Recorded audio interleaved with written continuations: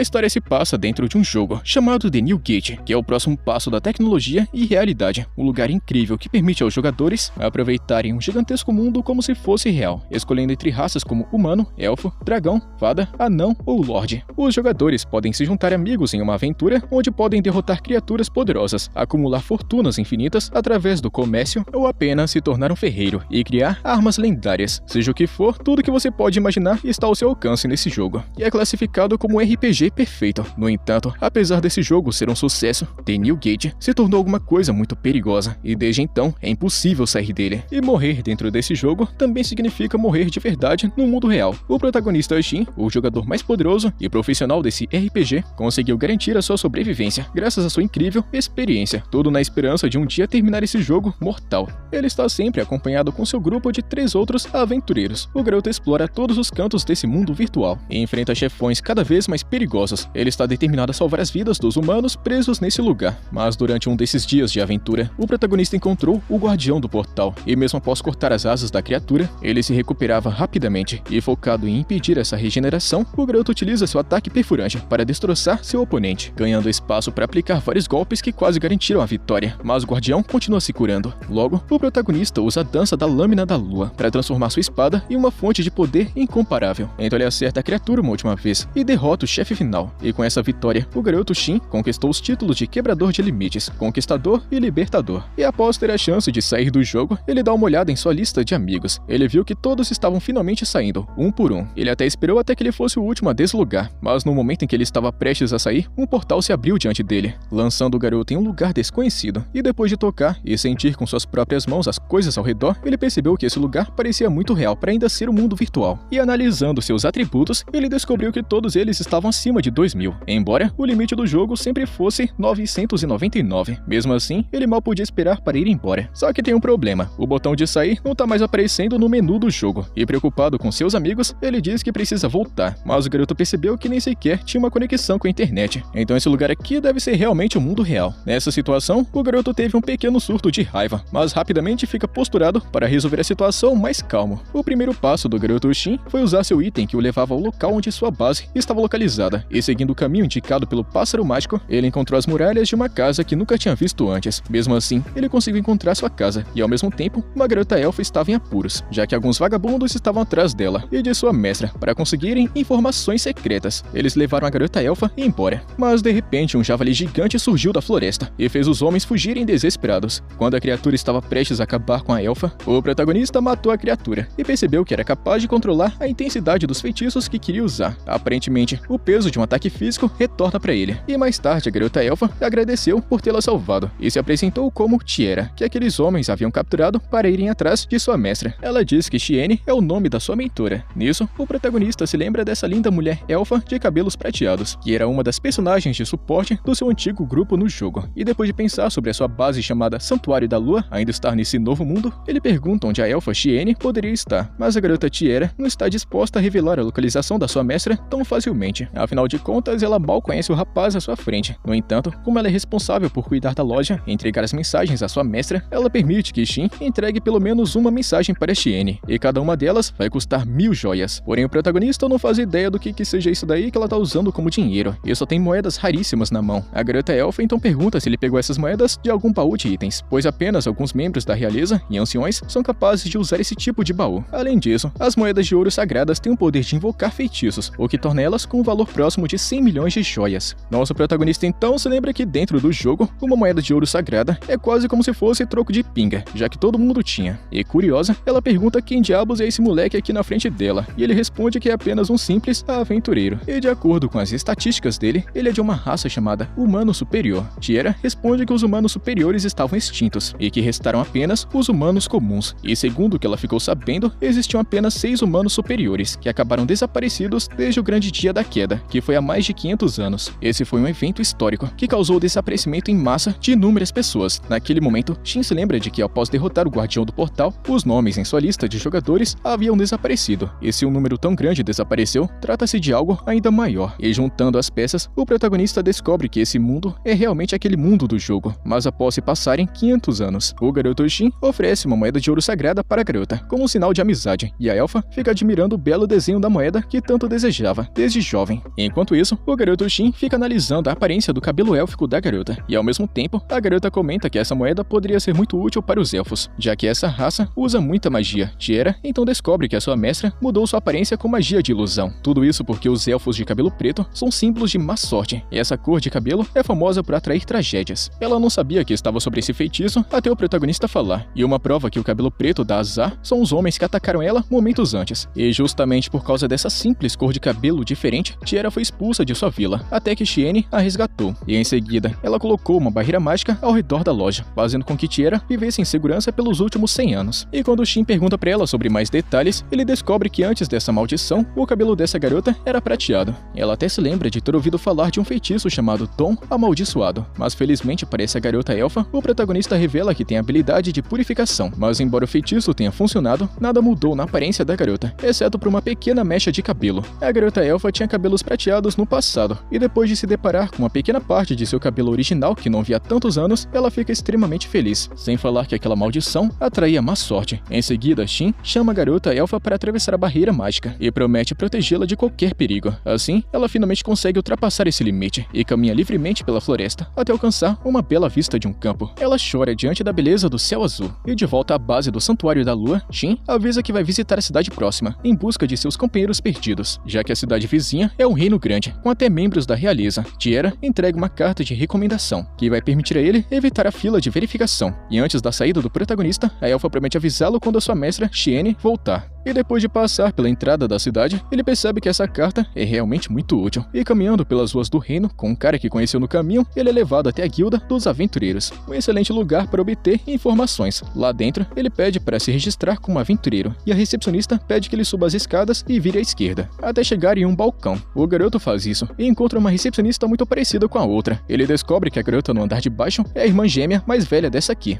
e o seu nome é Celica, e a garota no andar de baixo é chamada de Cílica, e informa para Shin que ele deve pagar a taxa inicial para preencher a papelada. E infelizmente o cartão da guilda só vai ficar pronto amanhã. Então, o garoto aproveita o tempo para analisar o ambiente e percebe que tem muitas armas de ferro e cobre na guilda. Então ele conta que a qualidade dos itens do jogo eram muito melhores no passado. Nesse momento, Celica chega para servir o prato que o jovem aventureiro havia pedido, mas enquanto ele colocava comida em sua boca, ele conta que é muito difícil comer com alguém encarando ele. No entanto, a garota estava aqui para verificar se a carta de recomendação do Santuário da Lua era realmente verdadeira. O rapaz diz que não se importa de passar por mais uma verificação, mas ele adoraria terminar de comer antes de fazer isso. Só que na verdade ele não tá querendo dar de cara com o mestre da guilda, pensando que ele é um cara barra pesada. Porém, o protagonista não está com sorte, já que o mestre da guilda já estava de olho nele faz tempo, e dentro de um lugar mais privado, ele se apresentou como proprietário da guilda. E já foi direto ao ponto. Ele pediu para Shin mostrar a sua carta de recomendação, pois é necessário verificar se ela não é falsificada. O chefe então colocou uma carta verdadeira ao lado da carta do garoto, e com isso, ele confirmou que a carta não era falsa. O rapaz então diz que foi Tiera que entregou essa carta para ele, e o mestre da guilda então explicou algumas instruções que a garota elfa deveria ter dado para ele. Com essa carta, seria possível entrar em qualquer país sem passar por uma verificação, e ele também é aceito em todas as guildas. E no caso desse reino, permite até marcar um encontro com o próprio rei. Ter um item tão valioso em mãos leva muitos a roubá-lo, ou até mesmo matar para alcançar seus objetivos, e por isso, Shin deve garantir ao mestre que ele pode sim proteger essa carta. Caso contrário, é melhor ele destruí-la, antes que alguém acabe roubando. Mas o rapaz promete cuidar desse presente dado por Tiera, para honrar o nome da garota elfa. O chefe se levanta para cumprimentar o rapaz, depositando grandes expectativas nele como aventureiro de futuro. Mas antes de sair, o garoto precisa testar suas habilidades aqui mesmo, e no fim do dia, o rapaz está exausto de toda a correria, então ele planeja subir de nível assim que receber o cartão de aventureiro. No dia seguinte, ele acorda na pousada onde passou a noite, então ele percebe que mais uma vez acordou nesse mundo maluco. Quando ele volta para a guilda, ele agradece a Celica pela recomendação de trabalho, e a garota percebe as suas roupas novas. Ele diz que com elas, ele se sente muito mais livre para se movimentar, embora ele saiba muito bem que um aventureiro de nível baixo não deveria andar com aquelas roupas chamativas. A recepcionista então entrega o cartão de aventureiro e avisa que existem 9 níveis de aventureiro, de nível S até o nível G. Completar missões concede pontos para subir de nível, e os aventureiros podem aceitar missões de até 2 níveis acima do seu. Em seguida, o rapaz conta que vai fazer uma missão expedição para coletar uma planta especial, um ingrediente famoso para poções, que depende muito da qualidade das folhas. Enquanto o garoto se afasta, a recepcionista observa que ele não parece ser muito forte, mesmo que o chefe da guilda tenha reconhecido ele por sua habilidade. E algum tempo depois, o garoto Shin está procurando pela planta. Ele passou simplesmente 3 horas observando a grama, mas então, de repente, uma criatura aparece se movendo em seu radar, que tem a capacidade de mostrar inimigos com intenções malignas. E em busca da criatura, ele avistou um monstro chamado Jack Caveira, que tem um nível altíssimo de 359, e ao ver uma carruagem destruída nas proximidades, o rapaz percebeu que o movimento estranho da criatura é porque ela acabou de lutar. E se lembrando dos aventureiros da guilda comentando sobre um Jack Caveira que fez várias vítimas na região, o protagonista decidiu acabar com o monstro de uma vez por todas. Mas a força e velocidade do oponente mostravam que não seria um desafio fácil, e ainda mais inacreditável é que a criatura é um morto-vivo, mas por algum motivo está usando uma espada do elemento luz, algo que Shin nunca havia visto antes. E ao atacar novamente, o garoto não conseguiu aplicar um dano efetivo no inimigo, e sua espada não vai aguentar mais golpes. Portanto, ele usa um feitiço para desbloquear uma parte do seu poder original, e então avançar contra o esqueleto e destruir o seu coração. Mas então o garoto percebe que a espada do esqueleto gigante acabou voando para longe, e ele não conseguiu pegá-la, mas pelo menos havia uma gema preciosa em sua mão. Shin começa a acreditar que aquilo era real, e esse mundo é muito mais divertido do que ele imaginava. Enquanto isso, a espada do esqueleto fica girando no ar, até acertar a janela de uma princesa chamada Rione. E dando uma olhadinha na espada mais de perto, os soldados estão se perguntando o que fazer com ela. Então a princesa pede que eles tragam até aqui um avaliador sagrado para descobrir a composição da arma e também achar quem jogou ela no castelo. E pensativa, a princesa Rione tem certeza de que essa espada pertence a alguém muito poderoso e também interessante.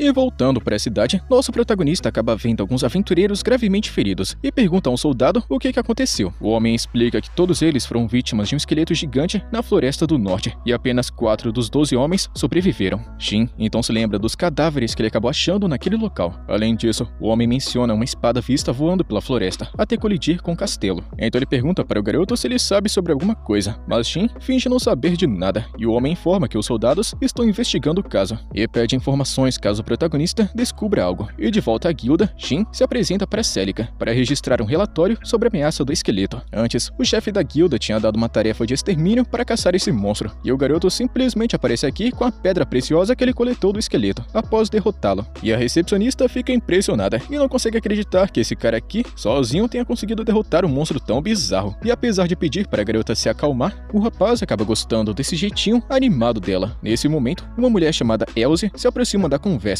A recepcionista Celica conta para sua colega que esse cara aqui derrotou o Jack Caveira, mas Shin responde que ele não pode provar, já que ele não trouxe o equipamento da criatura, dizendo que o equipamento não era tão especial assim. Elsie pensa que o equipamento do Jack só poderia ser obtido por alguém de nível B ou com uma pequena fortuna. Então, ver um garoto aventureiro novato dizer que derrotou o Jack Caveira é realmente muito estranho. De qualquer jeito, eles decidem examinar a pedra preciosa para ver se ela contém a magia do esqueleto. E segundo Elsie, esse tipo de criatura costuma aparecer quando as mágoas e rancor da vingança dos mortos costumam se juntar na magia do ar. E apesar da floresta do norte ser muito perigosa, onde muitos perdem a vida, a energia de mana daquela região ainda é fraca, então não deveria criar uma criatura tão poderosa. O garoto Shin pensa que é muito estranho que uma criatura de nível 359 apareça naquela área, então as mulheres ficam alertas para uma possível ameaça que pode cair sobre o reino. Celica pega a pedra preciosa para determinar a força da criatura, enquanto Elsie tem quase certeza de que apenas um rank A poderia derrotar uma criatura desse nível. Shin pede para a mulher elfo que guarde segredo, pois a última coisa que ele tá querendo é chamar a atenção indesejada, e depois disso, ele faz uma pausa para comer uma coisinha. E então Celica, a irmã gêmea de Celica, acompanha o garoto até uma mesa vazia com uma bebida, e pergunta se ele pode dividir a mesa com alguém. De repente, uma presença sombria atravessa a guilda, chamando a atenção de todos e assustando os aventureiros presentes. Esse cara está carregando uma lança mágica chamada Venom, uma arma lendária capaz de rivalizar com as armas mitológicas. Ele se senta e se apresenta como Avis. Shin percebe que ele é um lanceiro, de nível 188. Avis comenta que o garoto tem um bom equipamento, apesar de ser um novato. O protagonista explica que ele veio do interior e não está acostumado com grandes batalhas. Avis entende agora porque o garoto não se assustou com seu nome, afinal de contas, ele é chamado de vampiro, justamente porque ele é especialista em caçar mortos-vivos. Shin pensou que esse apelido era por causa de sua cara bizarra, e essa amizade deles aí tá fazendo todo mundo da guilda se perguntarem se esse garoto novato é maluco e não tem noção do perigo. Avis está achando esse jeito diferente do protagonista muito muito divertido e revela que o apelido vem da habilidade de drenagem da lança, que consome a força vital da vítima e a transfere para o usuário. Nesse momento, Circa chega para servir os pratos e os dois guerreiros concordam que comer é muito melhor do que ficar só na conversa fiada. E depois do almoço, Shin entra em uma biblioteca pela primeira vez em muito tempo. Ele passa a tarde lendo sobre a história do reino, fundado há mais de 500 anos. Ele se lembra de Tiera, dizendo que o declínio aconteceu há 500 anos, um evento no qual várias pessoas desapareceram. Shin está pensando que o desaparecimento de jogadores ao saírem do jogo pode ser a causa disso. Então, ele encontra um livro sobre as raças desse mundo e percebe que todas elas são as mesmas do jogo. E enquanto isso, o chefe da guilda está liderando uma reunião sobre a morte do Jack Caveira, se perguntando por que do protagonista não ter levado todo o equipamento do monstro. E ele explica que o garoto aventureiro não viu nada de especial naquelas armas. E o homem velhinho comenta que aqueles que receberam cartas de recomendação geralmente costumam ser pessoas muito estranhas. E o chefe da guilda discorda, pois ele também recebeu uma. Mas de qualquer jeito, ele conta que a avaliação da pedra confirmou que o nível era 359 no esqueleto, o que chegava ao nível de um rei. Portanto, é muito preocupante pensar que possa ter muito mais monstros desse calibre na Floresta do Norte. E então, um cavaleiro gostaria de saber mais sobre esse equipamento. E quem foi que derrotou o esqueleto? O chefe da guilda lembra que o garoto queria continuar anônimo, sem chamar atenção. Mas agora, falando sobre as armas do esqueleto, o cavaleiro conta que a espada que voou direto para o castelo apareceu no mesmo dia em que o esqueleto foi derrotado. A lâmina da espada tem cerca de 2 metros de comprimento, feita de uma liga mágica de aço e mitril, sem falar que era encantada com o feitiço do elemento luz. Em outras palavras, é uma arma comparável à espada do tesouro da nação desse reino. E como provavelmente é um equipamento lendário, não faz sentido ignorar alguém que derrotou um monstro que usava essa arma. Além disso, todos têm uma grande desconfiança com toda essa história. Enquanto isso, o garoto está aproveitando um churrasquinho na cidade, até que uma garota fera se aproxima. Ele oferece um espetinho, e a garota o aceita um pouquinho tímida. E depois de comer, ela ganha confiança para se apresentar como Millie. Então Shin pergunta se ela tem alguém para levá-la para casa. Nesse momento, ela aponta para Avis, que aparece para um reencontro inesperado. O garoto pensou que ela fosse filha do lanceiro, mas então Avis explica que ela é uma das meninas do orfanato da igreja. E como Millie é bastante malandra e tem o costume de ficar fugindo, ele sempre tem que ir atrás dela. De qualquer jeito, Avis comenta que Millie é muito tímida, então é incrível que ela tenha interagido com esse rapaz. Falando nisso, de repente a garota se aproxima e pede ao jovem aventureiro que salve uma raposa na Floresta do Norte.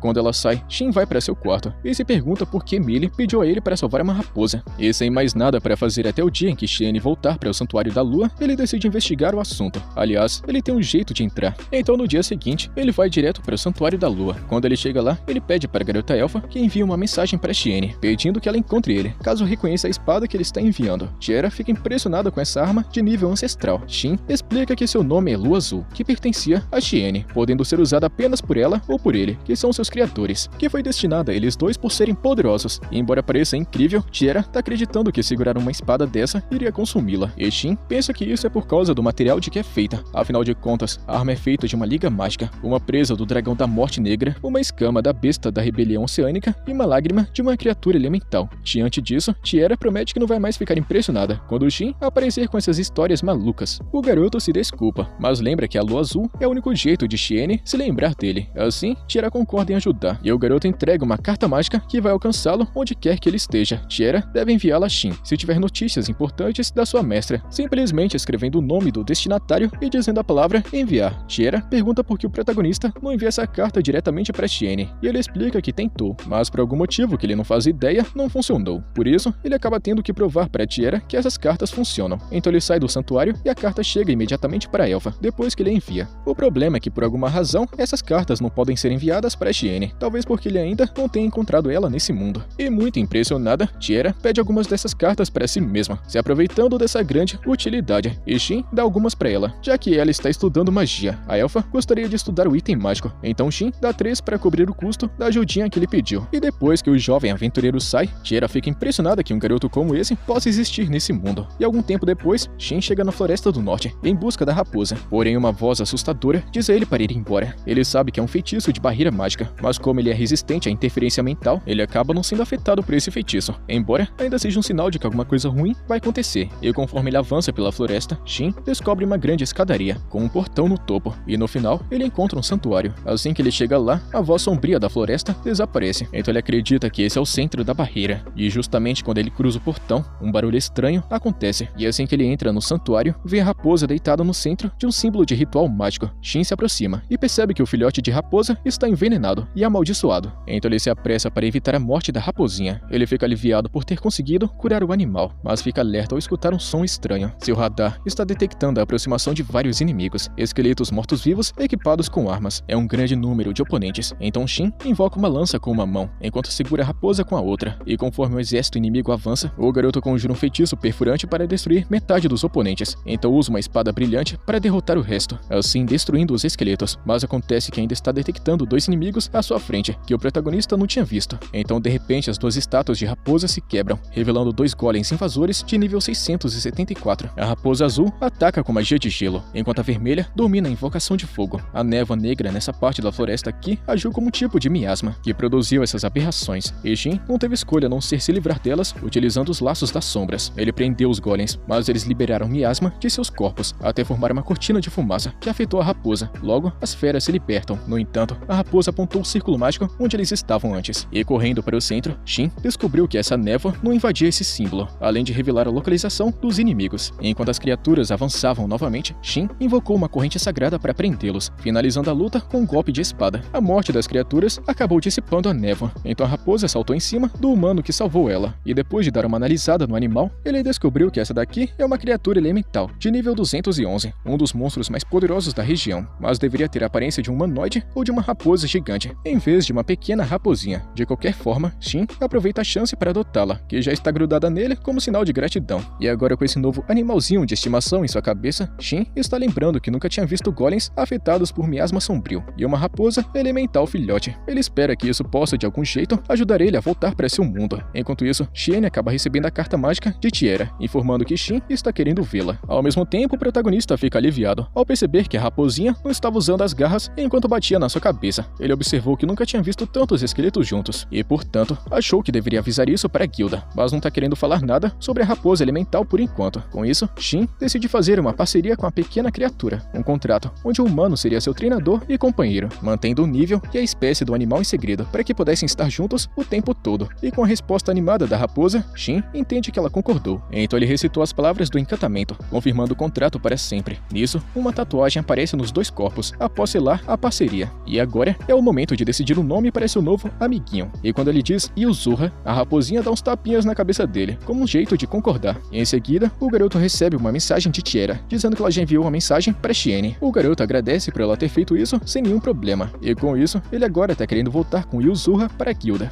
E quando o protagonista chega na guilda de caçadores, ele procura alguém para ajudá-lo, e aparece as duas garotas gêmeas ao mesmo tempo. Elas estão tentando roubar a atenção dele. A mais velha fica dizendo que o aventureiro está bem na frente dela, então é ela quem deveria cuidar do relatório do rapaz. Por outro lado, a mais nova responde que já percebeu que ela está querendo roubar o protagonista só para ela. Enquanto isso, o garoto Shin pergunta novamente se elas vão continuar brigando ou ajudar no relatório dele. Então finalmente Celica atende ele, e depois disso, o rapaz aproveita a chance para dar uma olhada em outros trabalhos. E em um deles, alguém está procurando por um sucessor para o orfanato da igreja. Essa é uma missão sem uma classificação de rank. O garoto fica curioso sobre o que poderia estar em jogo, e como ele já tinha um desejo de visitar Millie no orfanato, ele decide aceitar o trabalho e seguir em frente. E ao chegar na igreja, o garoto fica impressionado com a beleza do lugar, e quando uma mulher aparece, Shin explica que viu atender o trabalho solicitado, e também está querendo ver Millie. A mulher parece muito desconfiada das intenções do aventureiro, mas decide confiar nele e traz a garotinha fera, que recebe ele com muito carinho. A mulher fica um pouco mais calma e se apresenta como Tria Soares, uma pessoa que veio de outra igreja. Ela confessa que se sente muito feliz em ver Millie se apegando a alguém. E falando na menina, ela agradece a Shin por ter resgatado a raposa. Ele então apresenta Yuzura para a garotinha e explica para a raposa que essa pequena menina fera foi responsável por seu resgate. Logo depois, a senhora Tria explica que está procurando alguém com uma habilidade específica, tudo para ensinar para a igreja. E já reparando na aparência da mulher, o protagonista pensa que tem alguma coisa a ver com cura ou suporte, mas na verdade a senhora Freira está em busca de uma habilidade de purificação, e embora seja rara, o garoto confirma que possui esse poder, mas avisa que tudo depende dela aceitar pagar o que ele está querendo e fechar negócio. A mulher acredita que o rapaz vai pedir uma grande quantia, devido à raridade da técnica, mas na verdade ele só está querendo saber um pouquinho mais sobre a origem do poder de Millie e qualquer informação que a igreja tenha obtido. Tria fica pensativa por um momento, pois afinal de contas ela está lidando com um estranho, mas o aventureiro precisa descobrir mais sobre esse mundo em que ele está vivendo, e a igreja seria uma boa fonte de informação. situação. Nesse momento, a garotinha Millie mostra um olhar profundo para a freira e afirma que Shin não vai causar nenhum problema. Então a senhorita aceita a proposta, mesmo sem acreditar que possa ajudar muito. No entanto, o protagonista gostaria de saber se Tria conhece alguém que frequenta muito a igreja, além de revelar o poder de Millie. A mulher então conta que Millie possui o título de compositora estelar, por ter visões do futuro que sempre se realizam. O garoto Shin pensa que pessoas com más intenções poderiam se aproveitar disso para objetivos malignos, mas é exatamente por isso que Tria sempre pedia às pessoas que sabiam para não compartilharem essa informação com ninguém. Além disso, ela conta que um jovem caçador, que era órfão naquela igreja, chamado Avis, ajudou muito eles, assustando qualquer um que pensasse em fazer mal às pessoas de lá. Com isso, Shin aceita o trabalho, e a freira conta que gostaria que a neta de um antigo padre aprendesse purificação, pois as coisas ficariam muito mais calmas se ela herdasse a igreja. Essa informação final convenceu o garoto, que já percebeu que a situação é complicada, pois envolve pessoas ricas e nobres. E no pátio da igreja, as crianças se juntam ao redor de Yuzurra para acariciar o pelo macio da raposa. Ela se sente tão à vontade nos braços das crianças que Shin não consegue evitar de sentir uma pontada de ciúmes ao ver aquela situação. Aliás, ele pergunta se Millie também está querendo fazer carinho na raposa, mas logo percebe que ela está tentando deixar as outras crianças aproveitarem um pouquinho também. E de repente, Yuzurra se cansa dos carinhos e volta para a cabeça do seu dono. Pouco tempo depois, Millie chama a raposa e guarda ela para que ninguém mais pegue, declarando que esse era seu plano o tempo todo. Isso assusta não apenas Shin, mas também as crianças, que fogem ao escutarem essa fala bizarra. O protagonista acaba encontrando outra freira, que explica que infelizmente o orfanato está prestes a fechar, porque a igreja está sem padre e precisam de alguém para assumir o cargo. A senhorita Tria poderia ser essa pessoa, mas para chegar lá, ela precisava emanar uma habilidade especial, como por exemplo a magia de purificação que a própria freira estava falando. E para piorar a situação, há um candidato a novo padre, mas ele está querendo se livrar do orfanato, porque não passa de um idiota ganancioso. A senhorita Tria diz que a neta do antigo padre pode ter o direito de herdar a igreja, se desenvolver a habilidade especial que impediria que o lugar inteiro caísse nas mãos daquele homem ganancioso. A garotinha Millie não tem dúvidas de que o protagonista vai cuidar de tudo isso para eles, e a freira então responde que assim como ela sabe onde cada criança está em algum canto do orfanato, ela sabe que Millie pode estar certa sobre isso. E o garoto Shin percebe que todos sabem que a garotinha pode ver o futuro. E mais tarde, quando Tria chama o aventureiro ao pátio para conhecer a neta do antigo sacerdote, todas as crianças estavam dormindo ao redor dele, que não faz ideia de como ele foi parar ali. E logo, ele está diante de uma garota chamada Rasha, que ao se apresentar, gagueja. A freira então lembra que essa jovem, apesar de dedicada, pode ser um pouquinho descuidada às vezes. Então o protagonista também diz o seu nome e conta que vai estar responsável por ensinar a purificação. A garota Rasha então diz que está ansiosa e aceita a tarefa. No entanto, antes de qualquer coisa, o garoto pergunta se alguém sabe onde é que fica um grande número de mortos-vivos de alto nível. E do nada, o caçador lanceiro chamado Avis aparece, e Tria responde que eles são comuns no plano fantasma. E o lanceiro, escutando tudo isso que está acontecendo, pergunta se talvez elas estejam confiando demais nesse cara estranho. Mas a senhora freira então responde que Millie disse claramente que esse garoto não seria um problema. Avis pergunta se a garota viu alguma coisa, e ela responde que sim. O lanceiro conta que até confia na visão sagrada da garotinha, mas avisa o rapaz que a qualquer sinal de traição da parte dele, ele vai usar sua lança para transformá-lo em um espeto. A garotinha Millie e também as outras irmãs não gostaram de ver o protagonista sendo tratado com tanta violência. E então Avis pergunta todo impaciente sobre essa tal purificação, e finalmente Shin revela que para desenvolver essa habilidade é preciso derrotar 2 mortos-vivos acima do nível 150, enquanto segura um item chamado Orbe da Oração Sagrada. Contudo, considerando que o golpe final seja importantíssimo, o garoto Shin conta que vai cansar todos eles para que Rasha possa terminar o serviço. E quanto ao Orbe, é bem difícil de encontrar, mas felizmente o rapaz já tem um. A senhorita Tria está achando curioso que esse jovem fale tantas coisas complicadas como se fosse moleza, e então o garoto pergunta à irmã Rasha se ela consegue lidar com a situação. E a coitada já está suando frio, preocupada em enfrentar esses mortos-vivos. Avis então dá um grito, trazendo ela de volta para a realidade, e ela concorda com tudo, falando que vai se esforçar. Então o lanceiro conta que irá com eles, e a senhora Tria confia em todos eles para essa tarefa. Enquanto isso, o lanceiro está pensando que só pode haver uma explicação para esse moleque recém-chegado ser tão suspeito. Com certeza ele é maluco da cabeça, dizendo que vai destruir uma horda de monstros de nível 150, e após a reunião, Avis conta que eles partirão na manhã seguinte, e depois ele aparece novamente na escuridão para confirmar uma coisinha importante com o garoto. Ele leva o rapaz até um bar e pergunta se Shin é um escolhido dos deuses, mas o protagonista não faz ideia do que seja isso. Então, Avis conta que existem pessoas que renascem com habilidades e títulos que não deveriam ter, além de informações sobre itens e monstros, mesmo que a pessoa não possua as memórias da sua vida passada. Isso deixa o garoto confuso, que pensa ter renascido nesse jogo, mas não ter reencarnado nesse mundo como acontece com os bebês. Mais uma vez é dito que os humanos superiores foram extintos. No entanto, Avis deixa claro que sua intenção não é forçar o garoto a revelar tudo. Com isso, ele para de se intrometer na vida dele, e Shin está achando estranho que as pessoas tenham medo de de Avis, percebendo que ele é um cara até que bonzinho demais. Então, o lanceiro explica que essa é a impressão que as pessoas têm dele, quer ele goste ou não. E tentando bancar o durão e barra pesada, ele conta que só ajuda o orfanato porque o choro daqueles pirralhos irrita bastante ele. Tudo por conta daqueles riquinhos metidos. Então do nada Shin cospe sua bebida e conta que já estava esperando que esse lanceiro era na verdade um cara legal e de bom coração. E quando o lanceiro fica bravo só pra manter a pose de valentão, Shin pede que ele espere um pouquinho porque ele recebeu uma mensagem. Pelo visto é Tiera, informando que Shiene disse que iria voltar para o Santuário da Lua assim que terminasse o trabalho, e pede que ela seja avisada caso o protagonista for embora. E na mensagem final, Tiera está perguntando o que o garoto fez para que a sua mestra fizesse tantas perguntas sobre ele, quase como se fosse obcecada. E depois de ler a mensagem, o garoto aventureiro pressiona um botão no menu do sistema. E vendo o que apareceu, o lanceiro Avis conta que também possui uma carta de recomendação do Santuário da Lua, algo que o protagonista não estava esperando de jeito nenhum.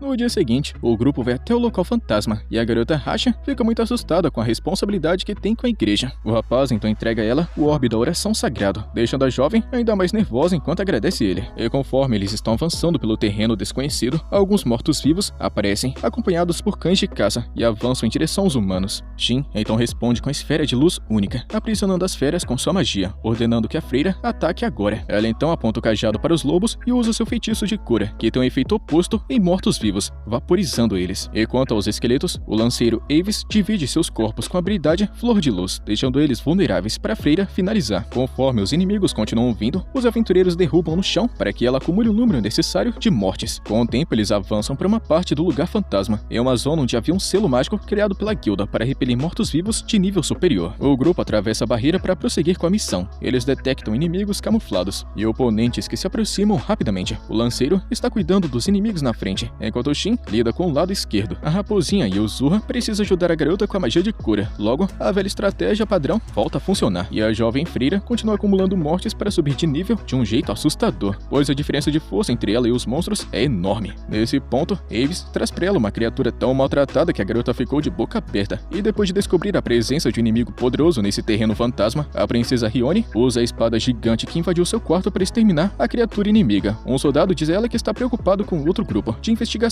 mas então uma elfa aparece pedindo que deixe tudo com ela, e chegando na equipe em apuros, todos estavam enfraquecidos e sem esperança de derrotar um inimigo daquele calibre. Mas a elfa avança contra o monstro de caveira e quebra seu núcleo com uma série de golpes letais. E impressionados, todos os guerreiros olham diretamente para sua salvadora, e a poderosa Shiene. Então a garota elfa utiliza sua magia de cura para regenerar todos os soldados afetados pelo inimigo Jack Caveira, e todos sentem alívio ao ganharem uma nova chance de vida. O comandante da equipe agradece ela pela ajuda e confessa que realmente estava pensando que seria melhor recuar. E Shiene, sendo uma pessoa muito humilde, conta que só conseguiu derrotar o inimigo porque ele já estava enfraquecido pelos soldados. O comandante diz que as palavras da elfa estão enchendo ele de orgulho, mas lembra que esses mortos-vivos não deveriam estar aparecendo, pois realmente não deveriam estar no terreno fantasma. O reino até chegou a enviar tropas de elite para conter a ameaça, mas foi essa elfa quem sozinha lidou com o oponente com o esquadrão inteiro, não conseguiu derrotar. Mas embora isso já seja algo esperado de uma pessoa que conviveu com os humanos superiores, de acordo com os relatórios, essa era a última criatura estranha na área. Então possivelmente o problema tá resolvido. Só que mesmo assim, Shiene continua investigando o terreno e manda o comandante usar o item mágico que ela entregou a ele, caso alguma coisa dê errado. E assim, voltando para essa missão, ela fica toda felizinha por finalmente ter a chance de ver seu mestre novamente, e correndo toda alegre em direção à sua presença. Ao mesmo tempo, um pouquinho mais distante de onde ela estava, Shin continua com sua missão para obter a habilidade de purificação para Rasha. E quando Avis enfrenta outro inimigo Jack Caveira, ele avança utilizando sua incrível velocidade. A lança mágica venenosa resolve a situação e destrói facilmente o inimigo. E vendo que Rasha estava congelado de medo, ele manda a garota terminar o trabalho logo. E é isso que ela faz toda apressada. Se aproximando da caveira, ela libera uma energia mágica de cura. A energia verde do nada se torna dourada, preocupando o grupo. Mas então Shin manda eles ficarem tranquilos, explicando que esse efeito ocorre quando se cumprem todas as condições para aprender a nova habilidade. E vendo a freira com uma nova expressão estranha, o lanceiro pergunta se ela tá bem, e ela explica que sua mente estava repleta de pensamentos sobre como usar essa habilidade. E então Shin está parabenizando Rasha, que aprendeu a purificação, e a freira fica feliz por finalmente conseguir salvar o orfanato, depois de todo o esforço. O garoto recomenda que eles façam uma pausa antes de voltarem para casa. No entanto, uma enorme massa escura de magia aparece, cobrindo os céus indo em direção a uma esfera gigantesca, acumulando toda aquela energia. E segundo as informações de Avis, essa é a matéria mágica que revive os mortos-vivos. Enquanto Rasha está admirando sua beleza, o lanceiro conta que é necessário treinar essa matéria para impedir que os monstros mantenham sua forma. A criatura desce, formando um monstro colossal no chão, deixando Rasha sem acreditar no tamanho. Analisando a criatura, Shin percebe que se trata de um Lorde Caveira de nível 804, com uma quantidade insana de HP, que é impossível calcular. A garota Rasha acredita que um monstro como esse poderia devastar uma nação inteira, então pergunta a Shin se a barreira mágica é suficiente para deter esse inimigo. O rapaz confessa não ter certeza diante desse poder imensurável do oponente, e de repente, o Lorde Caveira voa em direção ao céu e rompe a barreira com apenas um único soco, dando uma resposta rápida para a pergunta dela, que mal consegue ficar em pé diante de sua tamanha força. Os dois guerreiros também ficam nervosos ao perceberem que o grande Lorde está olhando para eles. O grupo decide fugir, mas Shin está contra essa ideia. Um exército de esqueletos acabou cercando a equipe, impedindo sua fuga. O lanceiro recomenda abrir uma brecha para escapar, mas o protagonista está determinado em ficar e permitir que os outros fujam. Aves então pergunta se o rapaz está querendo morrer, mas a resposta do garoto é simplesmente desativar seu limitador de poder, libertando uma gigantesca energia de seu corpo. E o protagonista conta que já que a barreira foi quebrada, ele não poderia simplesmente ignorar os monstros e deixá-los ir embora à vontade. Isso colocaria em perigo a vida das pessoas do lado de fora. E sentindo a força do garoto, Aves conta que poderia ajudar na luta, mas Shin apenas ignora com uma risada e pediu ao lanceiro que cuidasse de Rasha e Uzura. O garoto concede a ele um feitiço de aprimoramento que permite correr mais rápido. Isso vai ajudá-lo a escapar dos inimigos, e Uzura se recusa a sair do lado de seu dono, então ele decidiu deixar a raposa onde ela estava. Feito isso, ele conjura uma rajada de relâmpagos, dizimando os esqueletos pelo caminho e abrindo espaço para o grupo fugir. O protagonista se prepara para o confronto contra os inúmeros oponentes, mas é Uzura quem toma a iniciativa e destrói boa parte da linha de frente inimiga com sua habilidade de fogo místico. E apesar do poderoso ataque flamejante, o Lorde dos Esqueletos solta um rugido que invoca centenas de mortos-vivos para o campo de batalha, fazendo Shin pensar novamente o que deve fazer em seguida. Então, ele invoca o corte relâmpago da terra, causando uma explosão luminosa. A confusão acaba sendo tão grande que Chien conseguiu vê-la e ouvir de muito longe, descobrindo assim o caminho para seu mestre. O local estava tão cheio de esqueletos que o mapa de Shin ficou completamente vermelho, e ele lamentou por não ter Chien aqui para ajudá-lo. Mas então, naquele momento, um marcador azul, que significa aliado, apareceu à distância, vindo rapidamente em sua direção. Então Shin decidiu fazer um desvio no meio da batalha para descobrir quem era, e depois de pousar em um campo de flores, ele se deparou com sua aprendiz, Chien. O garoto perguntou como é que ela estava, mas os esqueletos não deram a eles descanso, e se aproximaram dos dois para estragar o momento. Mas então Uzura cria uma barreira mágica para impedir que os monstros atrapalhem o reencontro. Então o protagonista volta a falar com a sua velha amiga de 500 anos atrás, mas ela o surpreende com um forte abraço, e antes de qualquer coisa, ela pergunta se o mestre tem alguma coisa a dizer, e ele pensa que talvez precise pedir desculpas por tê-la deixado sozinha esse tempo todo, ou até mesmo agradecê-la por ter cuidado da loja Santuário da Lua. Mas a cada erro que o garoto cometia, ela o apertava mais forte em seu abraço. Portanto, o garoto pensa com mais cuidado na sua próxima palavra, até que ele se lembra do Santuário da Lua, e de quando a elfa cuidava dele. Nesse momento, ele conta que simplesmente voltou para ela, com lágrimas escorrendo pelo rosto de sua querida aprendiz, que durante 500 anos de vida ficou imaginando que o seu mestre nunca voltaria. O rapaz está pensando que ter finalizado o jogo da morte deveria ter apagado seus dados salvos, incluindo o Santuário, Chien e seus outros seguidores. Nesse momento, Uzura acabou perdendo força contra o poder esmagador do Lorde Esqueleto e deixou sua barreira enfraquecer. O protagonista fala com Chien que vai ser melhor eles lidarem com isso antes, talvez lançando um ataque combinado poderosíssimo depois de tanto tempo. Dito isso, os dois levantam a mão, realizando um encantamento com um grande círculo mágico que varre toda a escuridão ao redor. O Lorde Esqueleto não foi derrotado pelo feitiço Santuário da Luz, mas apenas enfraquecido. Então Shin desembainha sua espada e corta o monstro ao meio, até quebrar a pedra mágica em seu coração. A elfa Chien se aproxima, mas então o garoto manda ela ficar onde está, enquanto escuta o Lorde exigir todo aquele poder do protagonista para ele mesmo. Enquanto a criatura está morrendo, Shin fica surpreso vendo o monstro falando a sua própria língua. Ele pensou que o Lorde seria um oponente que talvez desse mais pistas, mas infelizmente nada foi descoberto. Mas pelo menos parece que esse lugar mal assombrado vai voltar a ser o que era antes. Então Shin aproveita a chance para ter uma conversa tranquila com a elfa. E depois, muito longe do campo de flores, Shin pergunta para a elfa se ela se lembra de quando ele se despediu dos outros e foi derrotar o monstro final. No começo ele pensava que tudo deveria ter terminado após a sua vitória, mas havia uma porta enorme na sala do chefe da masmorra, que assim que o monstro foi derrotado, a masmorra foi aberta. Como resultado, Shin perdeu a consciência e acordou em um campo verde após 500 anos. E estando triste pela ausência do mestre durante todo esse tempo, ela conta que a masmorra desapareceu sem deixar pistas. Então foi só depois de muito tempo que ela ficou sabendo que Shin derrotou o monstro final. E quando os outros aventureiros afirmaram que os seus mestres haviam desaparecido, Chien não entendeu por que tudo isso estava acontecendo. Então começou a procurá-lo por toda parte. No entanto, as mudanças afundaram o continente no caos. Isso acabou forçando o antigo grupo do protagonista a se separar. E antes de qualquer coisa, Shin está pedindo que ela pare de chamá-lo de mestre, porque depois dos 500 anos que ele passou dormindo, ela ficou tão famosa que todos vão ficar confusos ao vê-la chamando um garoto desconhecido dessa forma. Com isso, Chien Shiene fica muito envergonhada, mas junta coragem para chamar seu mestre pelo nome, e o rapaz quase tem um ataque cardíaco escutando isso, embora ele fique fingindo que não ficou apaixonado. E com tudo resolvido, o garoto planeja visitar o local sagrado que pesquisou na biblioteca do reino. A elfa revela que já esteve lá antes, mas apenas para uma investigação rápida. Shiene pergunta se ele vai embora para sempre, quando encontrar uma saída, e o garoto responde que sim, sem nem pensar duas vezes. E toda triste, ela aceita a cruel resposta, enquanto Shin se pergunta o quanto ela se lembra de quando esse mundo era um jogo. Pelo visto, ela se lembra de tudo, desde o dia em que ambos desceram juntos a essa terra, e quando começaram a chamá-la de Jogo da Morte. O garoto descobre que todo o grupo já sabia que eram NPCs, e os jogadores desapareceram após saírem do jogo. Mesmo assim, ele se desculpa por ter ignorado os sentimentos dela, mas Shiene acha que a decisão dele foi certa naquele momento. Em seguida, eles lembram de que os dois têm uma promessa juntos, e logo eles encerram a triste conversa e planejam uma festa quando voltarem para o Santuário da Lua. A elfa então aproveita a chance para perguntar quem é essa raposinha, e o garoto diz que é um monstro elemental. Ela conta que percebeu que esse não era um espírito comum por conta de suas caudas. E sem entender nada, o aventureiro levanta a raposa e percebe que agora ela tem 3 caudas. E como se isso não bastasse, ela simplesmente acorda dizendo "Bom dia, Shin". O rapaz fica louco e pergunta o que diabo tá acontecendo. Então Yuzura explica que a sua mente clareou bastante quando aquela coisa sombria desapareceu. O garoto fica pensando que talvez aquele Lorde fosse o mesmo mestre dos esqueletos no santuário de antes, mas de qualquer forma, ele pediu a raposa para não falar em público, tudo para evitar confusão, e se possível, também esconder as outras caudas também, utilizando o poder de ilusão. Yuzura pergunta se ela é uma boa parceira, e Shin responde carinhosamente que sim. E Shiene não consegue resistir à fofura da raposinha, e pede para segurá-la, falando que ninguém jamais conseguiu domar um espírito elemental antes. Dito isso, a raposa volta para Shin. Ele decide partir em busca de seus antigos companheiros o mais rápido possível, antes que a guilda descubra tudo. Shiene então fala que eles poderiam ter deixado essa conversa para depois e apressar as coisas, mas então Shin responde que não conseguiu resistir aos olhinhos de tristeza da elfa naquela hora.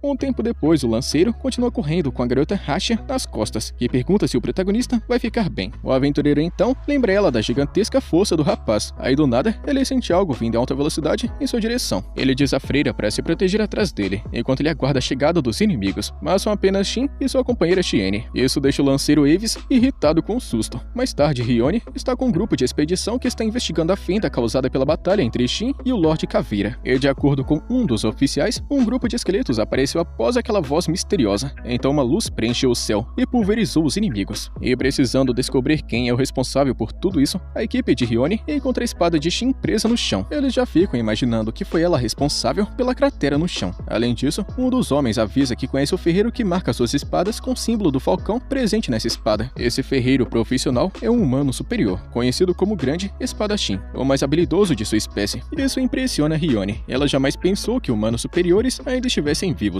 E o próprio soldado conta que por causa disso, é impossível saber se esse ferreiro foi o mesmo criador dessa arma. De qualquer jeito, eles estão lidando com uma pessoa que é louco bastante para jogar fora uma arma como essa. E sabendo disso, a princesa Rione conta que ouviu falar que o ferreiro era dono do Santuário da Lua. E após o soldado confirmar que sim, o homem pergunta o que a comandante pretende fazer diante de um humano superior. E sem pensar duas vezes, a princesa Rione conta que adoraria batalhar contra esse cara e que ele provavelmente seria um ótimo marido. O soldado está aconselhando a princesa a não atacar um humano superior assim do nada, mas Rione não acha que ela esteja sendo tão descuidada. Ao mesmo tempo, Avis está pé da vida com o protagonista, querendo saber de uma vez por todas o que diabos ele é. Afinal de contas, ele simplesmente trouxe a famosa elfa Shiene pra cá, e do nada o garoto começa a dizer que foi Shiene quem derrotou aquele Lorde Caveira. Mas o lanceiro conta que não é trouxa pra acreditar nisso, e ele aponta sua lança pro pescoço do rapaz, porque ele não acredita que tenha sido ela. Sem falar que ele tinha visto o garoto liberando toda aquela energia de mana como se fosse um vulcão, e alcançou eles em um instante, como se eles estivessem a uma esquina de distância. O garoto confessa que é um humano superior e mestre de Shiene, e como se isso não bastasse, ele admite que estava guardando sua energia contra o Lorde. Ou seja, ele ainda não apresentou tudo o que pode fazer. Enquanto Avis está sem acreditar, Shin está querendo saber ainda mais sobre registros de humanos superiores nessa terra. O lanceiro então conta que existem poucas informações sobre o quão poderosos eles eram. Algumas pessoas reconheciam eles como deuses. O protagonista acredita que talvez ele realmente não perca para ninguém nesse mundo. Ele fica até provocando o lanceiro falando que o veneno da sua lança também não iria funcionar. Nesse momento, a garota Rasha acorda meio assustada, pensando que alguém poderia ter ficado ferido no meio de tantos monstros poderosos, mas Avis diz que o protagonista cuidou de tudo. Shiene se apresenta para a freira e ela fica encantada, como se fosse uma verdadeira fã diante dessa grande elfa. Mas logo depois ela se sente mal, toda enjoada, após ter corrido por vários quilômetros. Finalmente Shin conta que vai se separar do lanceiro e da freira, porque a missão de ensinar a habilidade foi cumprida. O protagonista entrega um daqueles itens que permitem enviar mensagens para Avis, para que ele possa avisar caso aconteça alguma coisa com a igreja. Mas o protagonista conta que não tá querendo se envolver em problemas com os nobres e riquinhos por enquanto. De qualquer forma, ele só fica insistindo em ser chamado caso o orfanato esteja em perigo, pois acima de tudo, ele tá querendo que todos possam contar com a ajuda dele. Assim, o lanceiro aceita o item e se despede do aventureiro. Shiene comenta que seu mestre continua o mesmo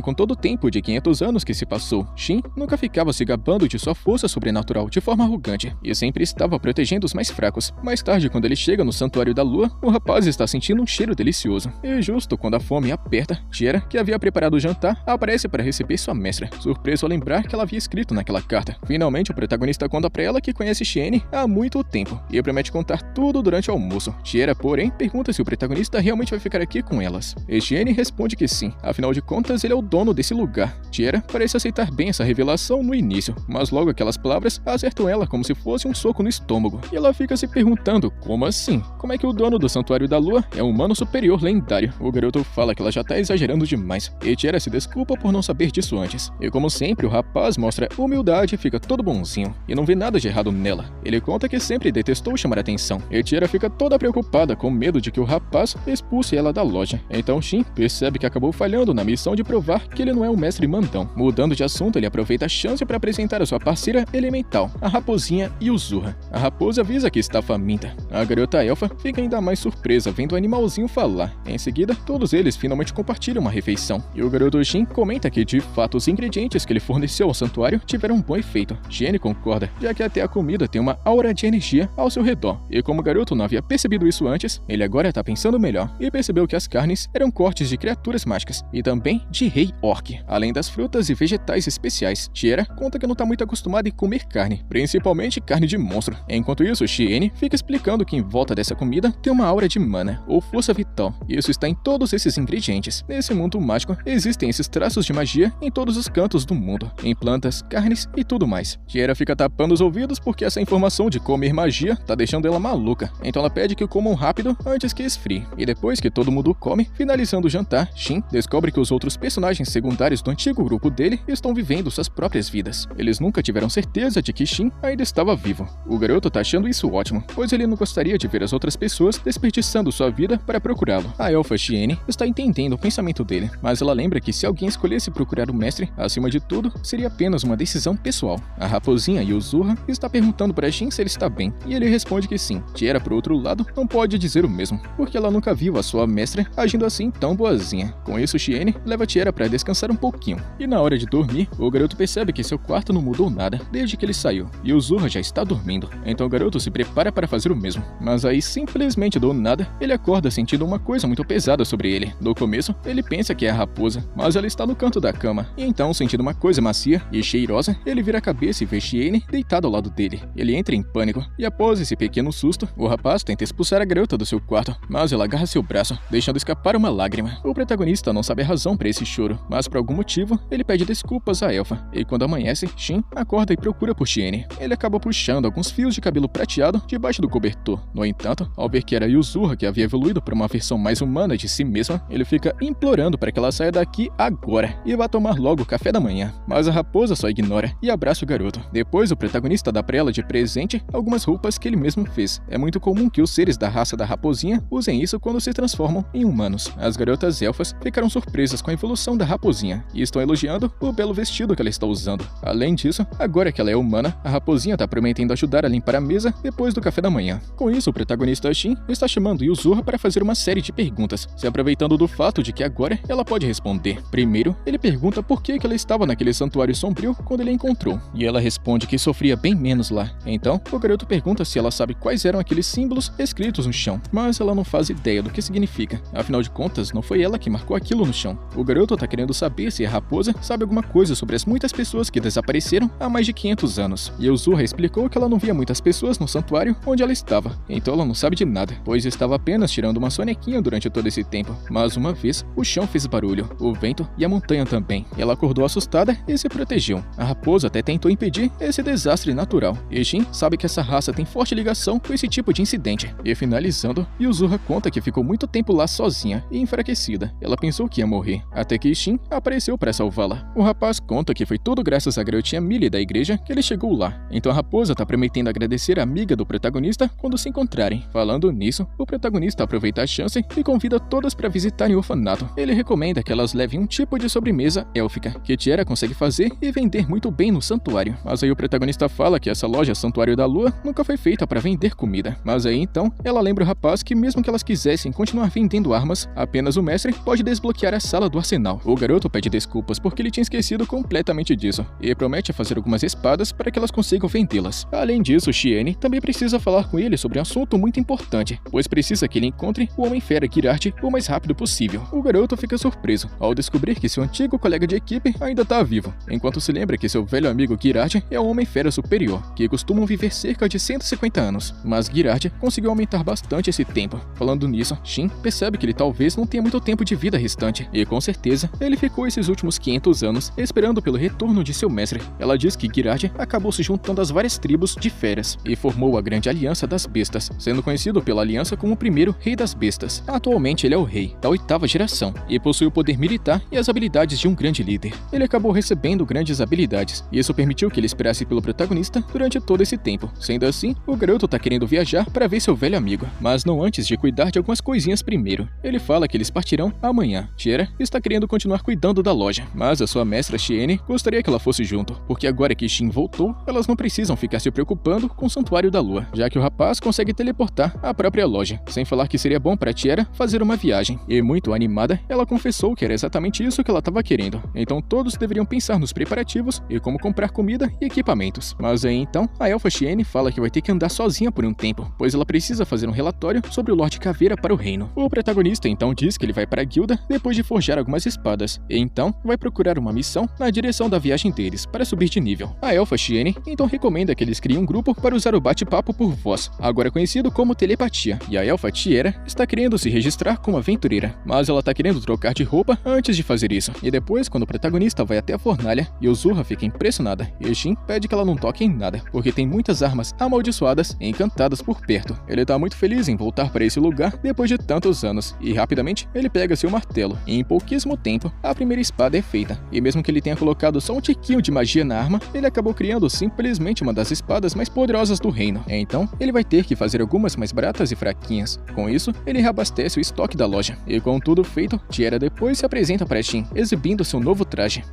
No dia seguinte, a garota elfa tá tão feliz por finalmente poder sair da loja que acaba impressionando o protagonista com sua grande animação. Então ela pergunta o que o rapaz achou da sua roupa de aventureira. E sem pensar muito, ele responde que de fato é uma roupa de muito respeito. E desconfiada da resposta dele, Tiara tenta agir naturalmente, dizendo que precisam comer agora. E o garoto vai pagar tudo como punição por ter espionado a roupa de uma dama. Ao chegarem na cidade, Tiara ficou impressionada com a quantidade de pessoas e perguntou se isso daqui é normal, já que esse lugar estava tão lotado que deixou ela chocada. O garoto Shin respondeu que hoje parece ter menos gente, e vendo a elfa muito animada, ele brincou dizendo que ela deveria ter cuidado para não se perder no meio de toda a multidão e lojas. E a garota se sentiu ofendida, como se estivesse sendo tratada como uma criança. Logo, ele avisou que antes de mais nada, eles deveriam concluir suas tarefas e depois teriam algum tempo para passear pela cidade. Então Tiara puxou o protagonista pelo braço em direção à guilda, e ele deu um sorriso, lembrando de que apenas alguns dias atrás, ela tinha medo até mesmo de sair de casa. E apesar de ter puxado o garoto até a guilda, ela na verdade não faz ideia de onde é que fica a guilda de aventureiros. Então o rapaz ficou rindo e decidiu guiá-la pela mão na direção certa, e de mãos dadas com o protagonista, a garota se sentiu envergonhada. E ao chegar na guilda, o protagonista viu no cartão dele que havia subido do nível G para o nível E, mesmo sem ter concluído nenhuma missão. A recepcionista Celica lembrou que ele havia derrotado um cabeça de caveira de alto nível e outra horda daquela raça. E como a guilda confirmou que aquilo realmente aconteceu, eles decidiram promover o rapaz. Celica disse que que queria promover o garoto diretamente para o ranquear, mas pelo visto os outros aventureiros não teriam gostado muito da ideia. Então, a recepcionista perguntou sobre o relacionamento entre Shin e a garota elfa ao lado dele, e o rapaz explicou que eles haviam decidido viajar juntos por acaso, e que ela veio se registrar como membro da guilda. E sem nenhuma enrolação, a recepcionista perguntou se ela era por acaso a namorada de Shin, pois ouviu dizer que os dois estavam de mãos dadas na cidade, e de um jeito ousado, ela comentou que era realmente muito difícil resistir a um rostinho tão bonito. Então Shin tentou mudar de assunto e pediu informações sobre os lugares sagrados que supostamente haviam sido destruídos durante a Grande Queda há 200 anos. A recepcionista Celica ficou lamentando por não poder dar nenhuma informação sobre isso a alguém de rank baixo, afinal de contas a guilda proíbe que essas informações vazem. O rapaz aceitou numa boa e perguntou se havia algum trabalho que ele pudesse fazer no caminho da nova aventura. A garota atendente então recomendou uma escolta para uma carruagem até um posto de controle. Shin e Tiera aceitaram a proposta, e a recepcionista Celica ficou informando que a carruagem sairia essa tarde, quando o sino tocasse 3 vezes. E já que eles ainda tinham algum tempo antes do início da missão, Shin deu a ideia de um passeio pela cidade até a igreja, e eles aproveitaram para visitar as lojas e padarias locais. O rapaz parecia feliz em compartilhar esse momento de diversão com Tiera, e ao chegarem na igreja, viram Rasha na entrada, e Tiera se apresentou como funcionária do Santuário da Lua. A freira ficou encantada ao saber disso, e fica ainda mais impressionada ao descobrir que a elfa era aprendiz do protagonista. A garotinha Millie estava querendo saber tudo sobre a vida do mestre como se fosse uma verdadeira fã. No orfanato, a garotinha não conseguia segurar a emoção ao rever Yuzura depois de tanto tempo. Então todas agradeceram a Shin por garantir que o orfanato não fechasse, tornando Rasha a próxima sacerdotisa da igreja. O protagonista perguntou onde é que o lanceiro Aves pode ter ido, e elas informaram que ele havia ido atrás de um outro cara porque os nobres ainda não desistiram de tomar o controle desse local. Shin está recomendando uma investigação, pois ninguém ainda conhece as intenções do padre. Ele entrega itens encantados com vários tipos de magia para as meninas, como um talismã. Em seguida, as outras crianças do orfanato chegaram no quarto ao saberem do retorno de Shin e cercaram ele, convidando o protagonista para brincar. No entanto, Tiera não parecia tão à vontade quanto o rapaz, pois as outras crianças agarravam ela como se fosse um tipo de brinquedo ou uma boneca elfa. E depois de se despedir, Rasha pediu desculpas a Tiera por toda a confusão causada, e para a garota elfa não era nada demais, e que agora ela aprendeu a lidar com crianças, já que nunca havia brincado com uma antes. Rasha está dizendo que aquelas crianças eram maravilhosas e que por isso ela vai fazer de tudo que puder para proteger esse orfanato. Mas aí então seu discurso é interrompido quando do nada ela morde a língua. Depois de um tempo, o cartão da guilda de Tiera estava pronto. Então ela ficou toda contente ao ver a sua chave de classificação escrita nele. Em seguida, o protagonista avisou que chegou a hora de trazer o Santuário da Lua com eles, e Tiera ainda não parecia saber exatamente o que aquilo significava. Com isso, ele mostrou um cristal que até a grande qualidade de corte impressionou Tiera, e esse diamante era encantado com o poder de teletransporte, sendo um item que levava na mesma hora até um local registrado, e que eles usariam isso para chegar no santuário. Tiera lembrou que o protagonista era realmente impressionante, tirando todas as soluções e itens raríssimos do bolso, até mesmo conjurando uma magia perdida como o teletransporte, mas ela lembrou que já deveria estar acostumada com isso. Afinal de contas, o protagonista era simplesmente um humano superior. Nesse momento, ele ativou o teletransporte, fazendo com que os dois caíssem em um vórtice espacial e fossem levados até o Santuário da Lua. E chegando lá, o garoto não perdeu tempo e usou a habilidade da loja, que desapareceu, deixando Tiera cada vez mais impressionada. O garoto Shin mostrou para ela o santuário transformado em um amuleto, no modo de teletransporte, e em seguida, eles seguiram para o local de trabalho. Ao se aproximarem da carruagem, ele perguntou ao homem lagarto se aquela era a carruagem da missão da guilda. Ele disse que eles eram os aventureiros que se juntariam à jornada. Logo em seguida, o homem dragão se apresentou como Gaian, e a garota que surgiu do topo da carruagem se chama Tsubaki. Então, o comerciante barbudo chegou e agradeceu aos seus novos guardas por acompanharem ele nessa viagem. E com todos a bordo da carruagem, a jornada começou. E enquanto isso, no castelo do reino, o rei foi informado de que o Santuário da Lua havia desaparecido, e eles estão lamentando a perda de uma estrutura que conseguiu sobreviver à Grande Queda há 200 anos, um lugar que nem mesmo seres mais poderosos conseguiram invadir, tudo devido à grande energia mística da loja, e toda sua tecnologia perdida levaram a princesa a perguntar se alguém sabia onde estava Shiene. Um informante disse que ela estava a caminho do castelo e que deveria chegar ainda hoje. Por outro lado, a princesa está lembrando de que eles ainda não tinham informações o bastante para decidir o que fazer, e por isso o mais certo seria esperar pela chegada de Shiene, e todos, inclusive o rei, concordam. E voltando para a missão de escolta, o protagonista está perguntando para os outros aventureiros se eles já haviam matado algum monstro, e Tiera se assusta com a conversa, e o protagonista, vendo sua reação, explica para ela que trabalhos de escolta realmente são perigosos, e que é mais provável ser atacada por bandidos do que por monstros. A garota Tsubaki está dizendo que ela é sempre subestimada por causa de seu tamanho, mas sempre cumpre suas missões com facilidade. Dito isso, o protagonista está querendo saber como cada um deles luta, para que possam criar estratégias caso alguma coisa aconteça, e logo, o homem-lagarto chamado Gaian revela ser um samurai de rank A, inútil com magia, mas uma fera indomável usando katana. A garota Tsubaki, por outro lado, é uma lutadora, e Tiera conta ser capaz de lançar feitiços de suporte para aumentar a velocidade, e também revela ser uma alquimista, mas também entende um pouquinho de arco e também espada, e ela diz que acabou de entrar para a guilda, e ainda é de nível baixo, mas pode utilizar feitiços de cura simples. Por fim, o protagonista revela ser também um samurai, mas de rank mais baixo, e que ele também é capaz de conjurar feitiços de fogo e relâmpago. Ele também mostra Yuzuha, apresentando ela como um monstrinho respeitável. Ele diz também que os dois possuem um laço de contrato, e o aventureiro Gaian acha curioso e muito estranho um samurai conseguir usar magia, enquanto Tsubaki se pergunta se o protagonista nasceu em Hinamoto, já que a maioria dos samurais é de lá, e de fato, a maioria das pessoas de lá são guerreiros, ou cavaleiros que possuem habilidades especiais, então aqueles que se tornam samurais geralmente são arrogantes. Ainda assim, os pré-requisitos para se destacar nessa classe é ser bem porradeiro, então é bem estranho que alguém chegue assim do nada falando que tem capacidade de lançar feitiços. Mesmo assim, o garoto Shin tenta convencer Tsubaki de que ele e Yuzuha são poderosos, enquanto Gaian está dizendo que Hinamoto é uma ilha única, lar de várias sedes de guildas de samurais e ninjas. Desde então, a nação foi construída ao redor dessas guildas, criando um lugar que respira o estilo ninja e samurai. Ao ouvir isso, o protagonista fica impressionado com a existência de um país inteiro que também é baseado em guildas. Mas então, do nada, a carruagem para, e do lado de fora, alguns bandidos cercam os aventureiros e o velho mercador. Os criminosos estão dizendo ao mercador que entregue todo o dinheiro da carga, caso contrário, todos eles morrerão. Shin diz ao velhote para entrar na carruagem e manda Yuzuha cuidar dele, enquanto os aventureiros lidam com os inimigos que estão espreitando atrás da carruagem. A garota Tiera está se lembrando daquela pergunta de antes, se ela já havia matado alguma coisa antes. Ela então acalma o pulso e percebe que a hora é agora, ou então pessoas podem ficar em perigo. O líder dos bandidos faz um pedido ousado, pedindo que eles deixem a garotinha ruiva para ele, enquanto outro cara diz que vai fazê-la chorar e gritar, porque esse é o jeito favorito dele de passar o tempo. E escutando cada palavra, Shin demonstra um profundo ódio por aqueles homens. Tiera fica preocupada vendo o protagonista exalar uma energia de sede de sangue. Olhando ao redor, ela percebe mais bandidos escondidos na floresta. O homem-lagarto Gaian dá o primeiro e único aviso, falando que vai deixar os criminosos em paz, caso eles recuem. Mas então os bandidos dizem que descobriram que o samurai estava acompanhado por vários outros aventureiros de rank baixo. Portanto, embora Gaian seja de patente A, ele não vai ser capaz de proteger e lutar sozinho. E escutando isso, o grupo de aventureiros do protagonista está confuso sobre como os bandidos conseguiram informações sobre eles. E Shin está prometendo arrancar a verdade deles. Mas do outro lado, os bandidos estão ansiosos para massacrar os inimigos e deixar a ruivinha por último. Mas então do nada uma flecha passa raspando em um deles e atinge outro bandido lá atrás de uma árvore. Outra flecha derruba mais um homem. Então o chefe da gangue ordena que o grupo mate os aventureiros. Tsubaki vai enfrentar seu primeiro inimigo com a espada e já fica pensando que esse cara com certeza está subestimando ela. Então a garota usa isso a seu favor e lança um ataque de aprimoramento físico, uma técnica muito poderosa e avançada para a patente rank que ela tem atualmente. A garota aplica um soco no estômago e arremessa o oponente para longe, e em seguida Gaian fatia a espada de outro oponente com um único golpe, e misteriosamente o homem cai. O homem-lagarto então diz que já sabe que a espada do líder dos bandidos é mágica, mas ele avisa que a sua é muito superior. Em outro canto, Shin está enfrentando o ataque de dois inimigos, mas derrota eles com facilidade, sem deixar ninguém ao seu lado.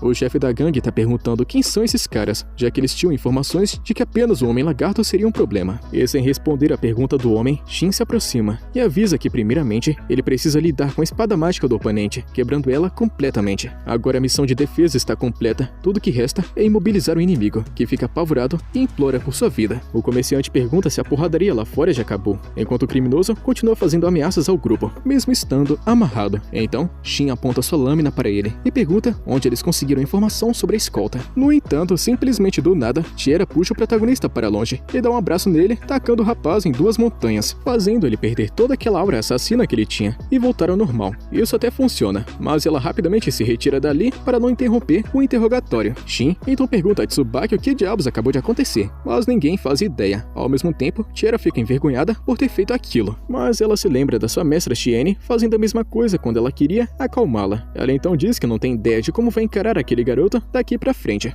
Então, após o ataque que sofreram, é explicado que os bandidos estavam procurando por produtos ligados à igreja, mas eles não foram informados exatamente do que deveriam buscar. Tsubaki não entende exatamente por que eles aceitariam um trabalho sem saber o que envolveria, mas o Homem-Dragão conta que talvez a missão deles fosse matar todo mundo e levar a carruagem inteira, o que assusta a garota elfa. Dito isso, o protagonista se lembra de que as freiras estavam precisando do reconhecimento oficial da sede da igreja para que o próximo padre assumisse o cargo. Então ele suspeita que alguém poderia estar tentando impedir isso. De qualquer forma, o garoto reconhece que continuar essa viagem era a melhor escolha possível. Ao chegarem na cidade, o comerciante agradeceu os aventureiros pela escolta e entregou certificados de conclusão para que levassem à guilda. Ele já está contando com a ajuda deles caso fosse necessária mais uma nova escolta. E após a conclusão de todos os documentos e também avisarem sobre o ataque que sofreram, o Homem-Dragão e também Tsubaki vão seguir sozinhos a partir de agora, enquanto Shin e Tiera vão seguir para outro destino. Assim, os dois grupos se despediram. O protagonista perguntou como é que eles continuariam a jornada, considerando que a próxima missão em cidade ficava bem longe. E mudando de assunto, ele tá muito interessado para ter sua própria carruagem. Ele leva a ideia adiante e vai até uma loja comprar uma carruagem. Mas como todas elas parecem muito simples, o rapaz tá querendo dar um toque único ao veículo, com algumas modificações básicas, especialmente para reduzir a vibração e melhorar o movimento das rodas. Tiera estava preocupada que o garoto quisesse enfeitar a carruagem, adicionando asas ou algum outro tipo de coisa maluca, tipo turbina mágica. Então ela fica mais tranquila quando ele diz que seu plano era mais simples, fazendo alterações mais discretas no veículo. A ideia principal é não chamar atenção, e com isso em mente, decidem escolher uma carruagem grande o bastante para que possam dormir dentro, e também guardar toda a bagagem. E assim, eles informam ao comprador todos os requisitos, e o vendedor pergunta se já providenciaram os cavalos para puxá-la, de preferência muito fortes, pois não se trata de uma carruagem leve. Shin então fala sobre rumores de algumas pessoas que utilizam monstros para fazer esse trabalho, e o vendedor confirma que isso é verdade, e de fato é o caso, e é muito mais eficaz sabendo da incrível força dos monstros. Mas acontece que a pessoa precisa ter uma habilidade de domar a criatura se quiser realizar essa função sem causar problemas ou colocar vidas em risco. E confirmando toda essa informação, Shin fica muito animado para resolver esse caso e arranjar sua própria besta mágica para puxar o veículo. E como último recurso, ele tá pensando em pedir para Yuzurra que puxe a carroça, mas a raposa não parece estar muito afim disso não. Nesse momento, o garoto recebe uma ligação telepática de Shiene, dizendo que ela resolveu seus assuntos no reino. O rapaz então conta que comprou uma carruagem e que agora precisam de cavalos para seguir viagem. E como ela vai chegar nessa cidade em até um dia, ela se oferece para capturar um monstro no caminho para ajudá-lo. Além disso, ela informa que o castelo está muito preocupado com o desaparecimento do Santuário da Lua. Mas de qualquer jeito, ela acha que é muito bom que eles se acostumem com esse tipo de coisa, pois não quer ficar sempre dependendo do que eles pensam ou deixam de pensar, já que os ricos e nobres sempre ficam bajulando ela. Shiene está se esforçando para continuar do lado do reino, mas realmente odeia trabalhar para eles com todas as suas forças. O protagonista pensa que deve ser difícil para a garota, especialmente porque qualquer homem rico se esforçaria bastante para recrutar uma mulher poderosa como ela. Tem até uma história de uma nação que queria roubar o Santuário da Lua para si, e considerou seriamente aniquilar todo o reino só para conseguir isso. Muitas pessoas tentaram capturar a elfa de diversas maneiras, sempre tentando tomar seus poderes junto com o Santuário da Lua, mas até agora ela conseguiu se livrar de todos esses idiotas. Shin está suspeitando que esses problemas, especialmente com aqueles que tentaram se casar com ela, sejam riquinhos que estão loucos para ter poder, mas ele reconhece que a garota possui uma beleza em comum, que também ajuda os homens a ficarem malucos, e essa com certeza é mais uma razão pela qual ela é tão desejada. Shin comenta que está com ciúmes de toda a fama que Shiene ganhou, e ele confessa sem hesitar que ela é muito bonita, deixando a elfa envergonhada, e finalmente ela pede que avisem onde é que vai ser o ponto de encontro. Dito isso, ela desativa a comunicação telepática, e Tiera parece encantada com alguns itens que encontrou em uma pequena loja na rua. O protagonista tá pensando que é uma boa ideia dar uma volta no lugar antes de ficar em alguma pousada, porém a vendedora pergunta se eles não são dessa cidade, e ela recomenda um bom lugar para eles passarem a noite. No final da tarde, eles chegam a um lugar extremamente chique, e já imaginam que não vai ser barato. Ao chegarem na recepção, o funcionário pergunta se os dois querem dividir a cama, e eles respondem surpresos que preferem quartos separados. E no final, eles acabam gastando quase metade do pagamento com a hospedagem dessa noite. Mas Tiera gosta de pensar que às vezes eles poderiam se dar esse luxo. E falando em luxo, é exatamente isso que o protagonista encontra ao entrar no seu gigantesco quarto. E Yuzurra não perde tempo, se deitando na cama e assumindo uma forma mais humana para conversar. O garoto aproveita o tempo até o jantar para fazer a manutenção de suas armas. Tiera então entra no quarto do rapaz e pergunta se ele informou sua mestra sobre o local deles. Ele confirma que sim e pensa em jantar com todas aqui no quarto. Após a refeição, eles ficam satisfeitos e Shin pergunta a Yuzurra se ela vai se transformar em raposa novamente, mas ela não responde. Tiera diz que vai tomar um banho e a raposa elemental pede pra ir com ela. A elfa não tá vendo problema nenhum nisso, e então a raposa puxa ela para o banheiro. Mas acontece que esse daqui é o banheiro do quarto do protagonista, em vez do dela, e com isso, Shin continuava com a manutenção de seus equipamentos, até escutar a raposinha falando sobre como Tiera tem 2 montanhas macias e fofinhas. A elfa tá pedindo à raposa que solte ela, e o rapaz fica todo frenético, escutando tudo isso. E para tirar esse momento da cabeça, o garoto se distrai olhando pela janela. Enquanto isso, no meio da noite, Cheyenne acaba encontrando uma besta mágica gigantesca, e acredita que ela vai sim resolver o problema. No dia seguinte, o protagonista acorda com Yuzurra em seu rosto, e acaba entendendo por que ele não estava conseguindo respirar. Ele planeja trabalhar na carruagem até a chegada de Cheyenne, com o animal mágico, e começando pelos eixos, ele adiciona molas para reduzir a vibração, usando sua habilidade de artesanato para trabalhar com metal. Tiera fica impressionada com a rapidez que o garoto faz tudo, então decide trabalhar na carruagem de um jeito mais básico, para evitar chamar muita atenção. E usando telepatia, Cheyenne está avisando sobre sua chegada na cidade, estando na floresta, a caminho da saída do portão norte. O garoto então deixa o trabalho braçal para lá, e usa sua magia para terminar o serviço rapidamente, e encontrar sua amiga no caminho. Ele sente uma forte presença logo à sua frente, e Tiera fica preocupada, mas Shin consegue acalmar ela. E mais à frente, eles se deparam com um lobo branco gigantesco, de nível 751, e o protagonista comenta que o nível máximo normal para essa espécie é 650, mas a julgar pelo chifre, esse daqui é um raro. E como prometido, Cheyenne tá apresentando o monstro que vai puxar a carroça, e o protagonista pergunta onde é que ela encontrou esse monstrengo gigante. Cheyenne diz que encontrou ele na Montanha Sagrada, e enquanto o lobo tá cheirando Tiera de perto, isso a deixa assustada. Cheyenne tá falando que se for para puxar a carroça, vai ter que ser uma besta da classe das bestas sagradas, mas o protagonista tá achando que essa criatura é um pouco demais para esse trabalho. Então Cheyenne diz que imaginava que ele diria algo assim, então pede ao lobo que encolha, e explica que ele pode se encolher ainda mais, o que vai ser muito útil se eles estiverem em missão secreta. Shin não esperava que uma criatura de nível tão alto fizesse esse tipo de trabalho. Cheyenne tá achando muito estranho o jeito do seu mestre, pensando que ele não gostou do presente, e triste, ela baixa a cabeça perguntando se eles não gostaram do que ela se esforçou para trazer. O garoto dá uma aliviada na situação e muda de assunto, dizendo que é muito legal ter um lobo desse tipo. Enquanto isso, Yuzurra começa a ter uma conversa com o lobo em sua própria língua sagrada, e confirma que o lobo está disponível para o que eles precisarem. O protagonista tá achando muito interessante que as duas criaturas possam conversar, então Shin pergunta o nome do lobo. Ele tá pensando em dar um pra ele, com algo relacionado a raios, porque ele usa habilidades de trovão e ilusão. Finalmente, todos partem na carruagem puxada pelo lobo, em direção à próxima cidade, em busca do seu velho amigo Girard. Assim que eles partem, o lobo dispara em uma velocidade absurda, destruindo toda a ideia de não chamar a atenção. Ainda assim, as configurações que o garoto fez na carruagem impedem que o veículo fique tremendo, deixando eles mais confortáveis, superando até mesmo uma carruagem da realeza. Enquanto isso, Yuzurra fala com o lobo sobre sua infância brilhante, e descobre que ele e sua mãe governavam juntos a Montanha Sagrada, mas um aventureiro chegou e derrotou sua mãe, restando apenas o filho. O protagonista, Shin, então tá sentindo remorso por ter feito coisas semelhantes a essa durante o jogo, e Yuzurra também diz que o lobo correu mais rápido que pôde, e acabou sendo resgatado por uma mulher elfo, e depois disso, ele trabalhou duro para ficar mais forte e voltar à Montanha Sagrada. Dito isso, Tiera tá entendendo por que a besta sagrada não foi ofensiva com ela antes, já que um elfo foi responsável por resgatá-la. Na verdade, o lobo comenta que se juntou a eles devido ao cheiro familiar que Tiera tem, e todos ficam chocados com isso, porque foi realmente Tiera quem salvou esse lobo no passado. Ela se lembrou de ter salvado um cachorrinho quando criança, mas não sabia que ele estava na sua frente depois de todo esse tempo, pois havia sido há mais de um século. E assim, Cheyenne, que atualmente é mestra do lobo, está querendo transferir a posse para Tiera. Então, eles param para realizar o feitiço de contrato, e o primeiro passo é Cheyenne quebrar seu vínculo com a criatura. E após completar essa etapa, Tiera se aproxima para realizar a união com o lobo. Ela toca seu focinho e expressa seu desejo de caminhar ao seu lado. Essa técnica acaba criando marcas ao redor do corpo do lobo, selando assim um contrato entre os dois. Mas Tiera é muito afetada pelo feitiço e quase desmaia. Shin consegue segurá-la antes que ela caia, e parece que ela realmente perdeu todas as forças, mas ficará bem depois de descansar. Enquanto eles estão acampando, Tiera passa sua primeira noite dormindo com o lobo mágico, e Yuzurra está em seu colo. O protagonista pergunta se Cheyenne deixou o lobo com ela para protegê-la. Ela responde que sim, porque em breve Tiera vai ter que escolher seu próprio caminho, e será muito bom ter um lobo sagrado desse nível ajudando ela. O protagonista comenta que o fato de Tiera conseguir invocar um monstro poderoso quando quiser deixa sua cabeça despreocupada. Ele aproveita a chance para comentar que faria o mesmo por Cheyenne, então o garoto toca em seu ombro como agradecimento, dizendo que sempre foi para ela que ele ia pedindo ajuda quando precisava de alguma coisa. E envergonhada, a elfa responde que ele sempre pode contar com ela quando precisar.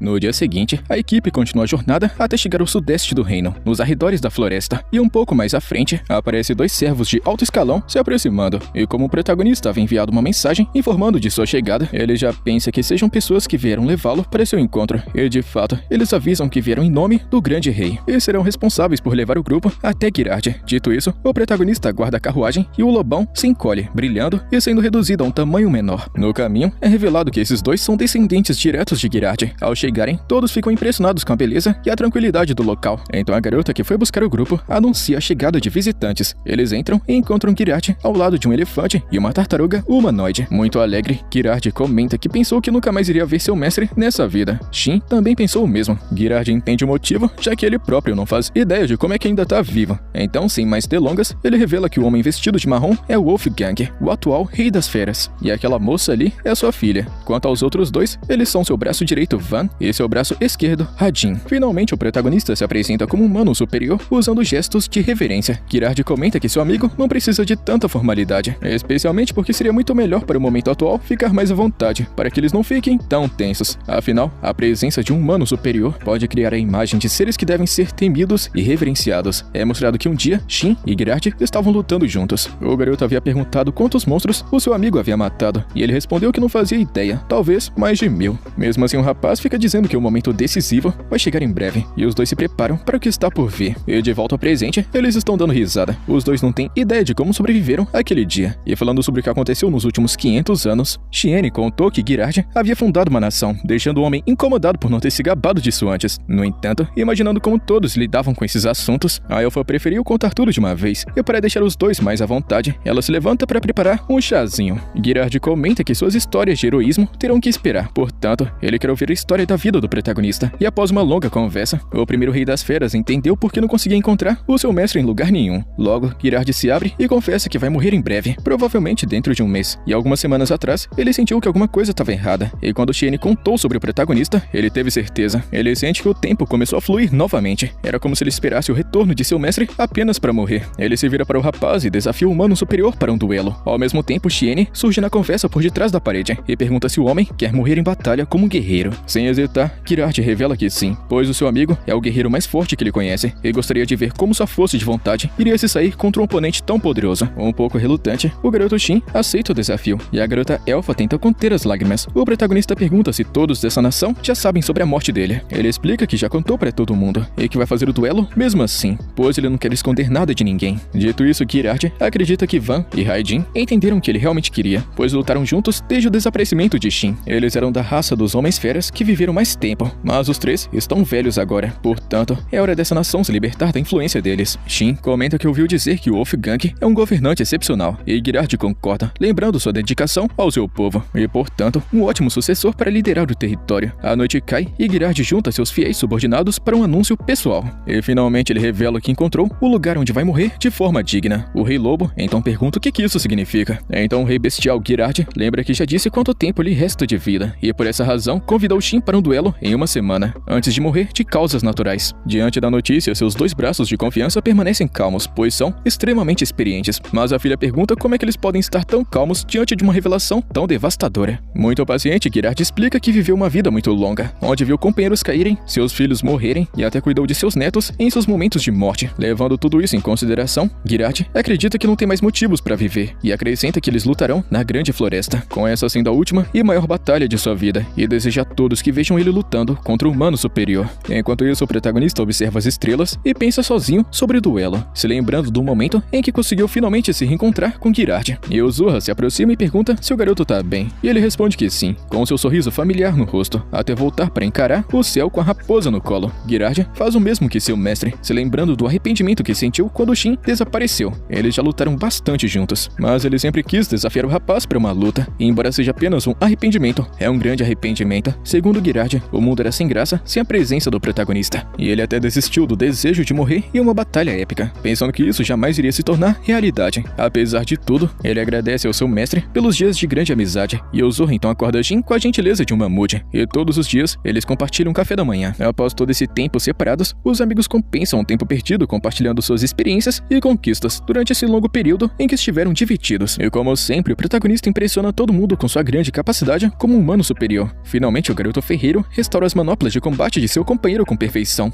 E a delicadeza da arma tá trazendo de volta memórias antigas. O experiente guerreiro agradece ao jovem rapaz por essa grande façanha, e em seguida se lembra de que amanhã é o grande dia. Embora não seja da sua conta, ele tá querendo saber se o rapaz iria deixar Chien pra trás caso encontrasse um jeito de voltar para seu mundo. E se lembrando de cada momento que passou com sua grande amiga elfa, o garoto responde que sim, surpreendendo Girardia. Chien revela que esse é o grande motivo pelo qual está lutando, e que adoraria que houvesse uma maneira de resolver tudo de uma vez, tanto para ele, tanto para os outros. Assim como pensava quando era mais novo, o velhote Girardia conta que também carregava esse sonho impossível, de simplesmente varrer tudo pela frente e alcançar o final feliz, onde todo mundo iria se sair bem. Mas ele mesmo dá uma risada e corta essa ideia, admitindo que a realidade tá bem longe disso. Ainda assim, ele deixa claro, tá ansioso para a luta de amanhã. E o garoto Chien tá na mesma vibe. Quando o grande dia finalmente chega, Girardia aparece pronto, de corpo e alma, preparado para sua última batalha. Ao chegarem no local combinado, o garoto Chien chamando o aviso para controlar qualquer tipo de magia que saia da área da luta. E Chien garante que tá tudo sob controle. Do outro lado, a galera só observa, e o lobão e a raposinha, e também o resto do pessoal, estão desejando boa sorte. Enquanto isso, o Wolfgang agradece tudo que aprendeu com Girardia e deixa claro que vai assumir o reino a partir daqui. Até mesmo a filha dele promete que vai se tornar digna para esse legado. Então, sem mais enrolação, Chien e Girardia partem para cima. Os dois antigos companheiros começam a lutar, e só de olhar de longe já dá pra sentir o impacto absurdo dos golpes. O pessoal do Girardia até comentam que fazia muito tempo que não viam seu rei sorrir daquele jeito, e não é pra menos. O cara tá literalmente vivendo um momento que esperou a vida toda. Logo no começo da luta, os dois já começam a trocar golpes pesados, mas ao mesmo tempo, dá pra ver que eles estão curtindo bastante. É quase como se estivessem revivendo os velhos tempos. Do outro lado, o Wolfgang fica chocado. Ele não fazia ideia que o próprio rei ainda tinha uma força tão absurda assim. Mas tem um pequeno detalhe, tudo isso daí é apenas aquecimento. A galera fica sem acreditar. Tiera fica confusa, se perguntando como diabos isso ainda não é uma luta de verdade. Pelo visto, o protagonista vai ter muita dificuldade para derrotar Girardia. Enquanto isso, o Wolfgang está apenas querendo guardar aquele momento para sempre. Voltando para a luta, Girardia percebe uma coisa importante. Todas essas técnicas que ele criou para derrotar o protagonista simplesmente não estão funcionando. Mas ele não se abala, porque ainda tem uma carta na manga. Do nada, o cara se transforma em um lobisomem branco e manda real. Ele entende exatamente o que o protagonista está sentindo. Afinal de contas, na noite anterior, Chien havia dito que ia lutar é sério, mas sem utilizar os títulos absurdos que ele ganhou ao derrotar o chefão final, porque aquilo seria apelação demais. Girardia até entende, mas no fundo, ele queria enfrentar o garoto com tudo, porque essa é literalmente a última chance da sua vida. Então ele não segura mais nada, parte pra cima com tudo e o rapaz responde com magia. A velocidade de Girardia é absurda. Em um instante ele some e já aparece atrás de Chien, atacando com suas garras. O garoto quase vira picadinho ali mesmo, mas consegue escapar por pouco, só que não dá tempo nem de respirar. Girardia já ativa sua técnica suprema, uma massa gigantesca de energia que varre tudo, arrastando o protagonista por quilômetros. E mesmo assim, o lobo ainda alcança ele. Num piscar de olhos, já vem outro combo absurdo de ataques, e o rapaz se defende como dá. Nesse momento, o Chien percebe uma coisa. Girardia tá ativando várias habilidades diferentes sem parar. Isso levanta uma dúvida pesada. Quanto tempo esse cara treinou para chegar nesse nível? Mas aí, Chien finalmente admite para si mesmo. Ele ainda não tava lutando a sério. Pede desculpas mentalmente pro amigo e decide liberar tudo. Na mesma hora, Girardia abre um sorriso gigantesco e grita: "Era exatamente isso que eu queria." E então, os dois soltam seus ataques máximos ao mesmo tempo. O choque das habilidades explode tudo com um jeito absurdo, fazendo até quem tá de fora tremer. No meio disso tudo, Girardia força ainda mais e consegue quebrar a espada do protagonista. Agora sim, parecia que seria o último golpe, mas bem na hora de finalizar, o corpo de Girardia simplesmente falha. Ele cospe sangue e volta pra forma humana. Nesse momento ele já entende tudo. Esse é o fim. Enquanto isso, Chien ainda está em choque, já que por muito pouco ele quase foi derrotado aqui mesmo. E mesmo assim, Girardia sorri, porque pra ele, viver 500 anos só pra chegar nesse momento valeu completamente a pena. Mesmo enfrentando um humano superior e ainda tendo domínio do campo de batalha, Girardia finalmente realiza o maior desejo da vida dele. Antes de morrer, ele pede um último favor para o garoto. Ele diz que foi incrível lutar com tudo que tinha, mas no fundo, parece que ainda queria algo a mais. Chien não responde nada e só se afasta, começando a liberar uma quantidade de energia tão absurda que ninguém ali sequer imaginava que algo assim seria possível. Naquele momento fica claro para todo mundo, o protagonista está em outro nível. Vendo aquilo, Girardia entende tudo. Sem arrependimentos, ele só se despede, e o garoto faz o mesmo. A energia se espalha e finalmente põe um fim na vida do velho rei. A luta acaba e Chien volta até os outros, carregando o corpo de Girardia. A raça dos bestiais correm até ele, claramente abalados, mas Chien tenta manter todo mundo firme. Ele lembra que Girardia conseguiu uma coisa absurda, acertar um humano superior. Ou seja, ele conseguiu chegar em um nível que pouquíssimos seres vivos conseguem alcançar. Então, eles pedem para todos olhar para o rosto do rei. E mesmo estando morto, ele está sorrindo, como se estivesse completamente satisfeito. A própria filha percebe que se ele visse todo mundo chorando agora, provavelmente iria dar uma bela de uma bronca em todo mundo por estragar esse momento feliz de conquista. Mais tarde, debaixo de uma chuva pesada, o povo dos Homens-Fera está acompanhando o enterro do primeiro rei bestial. Ele foi o homem que salvou todo mundo e trouxe paz para a região, e os lobos ficam uivando, enquanto o corpo dele é levado até o topo da montanha, um verdadeiro fim digno. Após isso, Chien abraça o protagonista bem forte. Ela sentiu como se ele pudesse simplesmente desaparecer a qualquer momento. Por isso, promete que vai fazer tudo o que puder se ele precisar. Shin entende. Ele sabe que aquela luta era o desejo final de Girard. Mas mesmo assim, não tem como ficar com uma dor no coração após perder um amigo. Chien admite que é muito normal ficar triste em uma hora como essas. Então ela diz que ele pode se soltar completamente e chorar nos braços dela. No dia seguinte, o grupo segue pela cidade e o protagonista percebe um detalhe curioso. As duas garotas estão com orelhas de gato. Elas explicam que isso daí é disfarce, já que os elfos chamam muita atenção. Aí então rola aquele momento clássico. E aí, o que você achou? E aí o protagonista manda real. Elas estão muito gatinhas, literalmente, e combina muito com elas. Enquanto isso, Tiera até comenta que nunca viu Chien agir daquele jeito. Seguindo o caminho, eles vão encontrar um velho conhecido, um dragão superior que já foi aliado do protagonista no passado. Ele até estava no funeral de Girard, representando uma nação aliada, e no meio da caminhada, Shin pergunta se ele virou algum tipo de rei igual Girard, mas Chien explica que não. Apesar de já ter sido imperador, ele largou tudo para viver livre, sem ficar preso ao título ou nobreza. Logo depois, ele se apresenta formalmente para o garoto Shin, como se ainda fosse servo dele, então fala que vai voltar a ser a lança dele nas batalhas. E o protagonista já corta isso na hora. Nada de ficar pagando de subordinado, as coisas mudaram, e ele não quer mais ser tratado como um mestre absoluto. Depois disso, eles explicam tudo o que aconteceu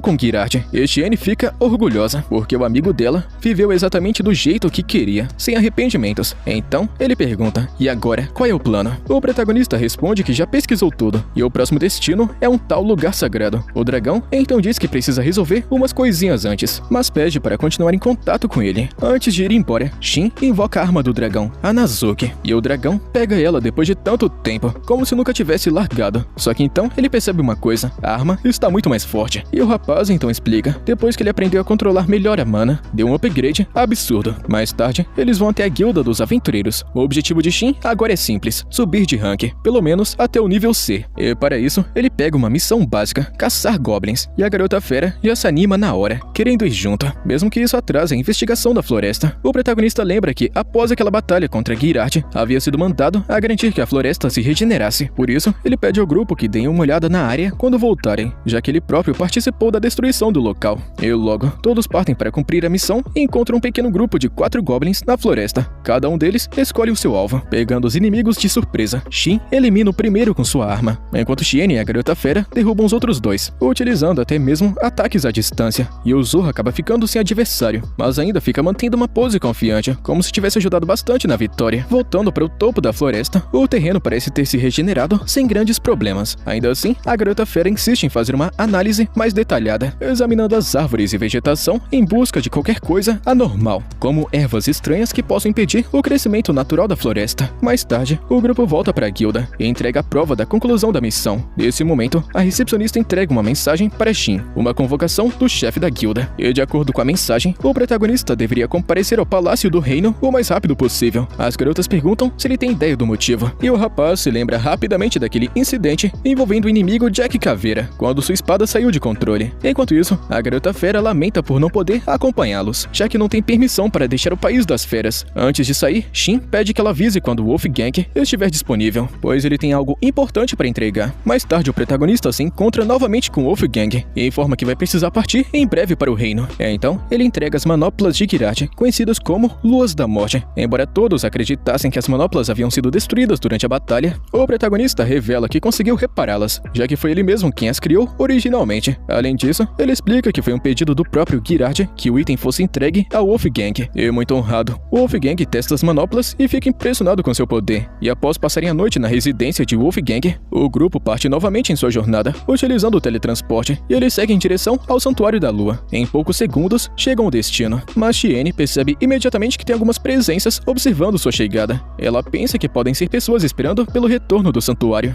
embora a maioria das pessoas tenha se esquecido que ele pode aparecer e desaparecer livremente. Chien comenta algo misterioso sobre esse tipo de situação, mas rapidamente disfarça quando o protagonista percebe. Ao vê-la se afastar, o garoto Shin comenta com Tiera que não consegue imaginar como esperar por alguém sem saber se essa pessoa vai voltar. A elfa responde que ele realmente nunca vai entender, já que a percepção do tempo entre humanos e elfos é completamente diferente, e para raças imortais como a dela, perder um propósito pode facilmente levar ao desespero. Por isso, é necessário ter alguma coisa para continuar vivendo. E no caso de Xiene, o objetivo sempre foi aguardar o retorno do seu mestre, e algum tempo depois, eles voltam para a guilda. O garoto informa sobre a convocação do reino. Silica então se levanta para chamar o mestre da guilda. Curioso, o protagonista pergunta se ela sabe do que se trata, mas ela explica que esse tipo de informação não é compartilhada com recepcionistas. Ainda assim, comenta que já esperava que ele fosse convocado, já que está óbvio para todo mundo que ele não é apenas um simples aventureiro comum. Shin concorda, embora com uma certa relutância. Então, a recepcionista faz uma observação curiosa. Shin sempre anda acompanhado de mulheres bonitas, o que deixa o ambiente um pouco constrangedor. Tentando se defender, o garoto afirma que também tem amigos homens, mas ela rebate dizendo que nunca viu ele interagindo com nenhum. Desesperado para provar o contrário e que ele não é um cafajeste, Shin menciona o lanceiro Avis, que imediatamente chama a atenção de todos ao redor. Isso acontece porque Avis é conhecido como aventureiro de rank S extremamente sombrio, que raramente trabalha com outras pessoas. Logo depois, a recepcionista chama o protagonista para se encontrar com o chefe da guilda, na sala de reuniões, e lá, o chefe Barlock o apresenta um homem chamado Aod Royal, um especialista em avaliação de itens mágicos. Foi ele quem analisou a pedra de caveira que Shin havia trazido anteriormente. O velhote Aod também conta sobre um incidente envolvendo a espada que foi arremessada e acabou atingindo o quarto da segunda princesa, causando grande confusão no reino, embora ninguém tenha se ferido. O verdadeiro problema, no entanto, é a espada em si. Segundo ele, o encantamento elemental e também os materiais utilizados são extremamente avançados, comparáveis aos de uma arma real da realeza. Além disso, a pedra com rosto de caveira também contém um poder anormal, indicando que seu antigo portador era extremamente poderoso.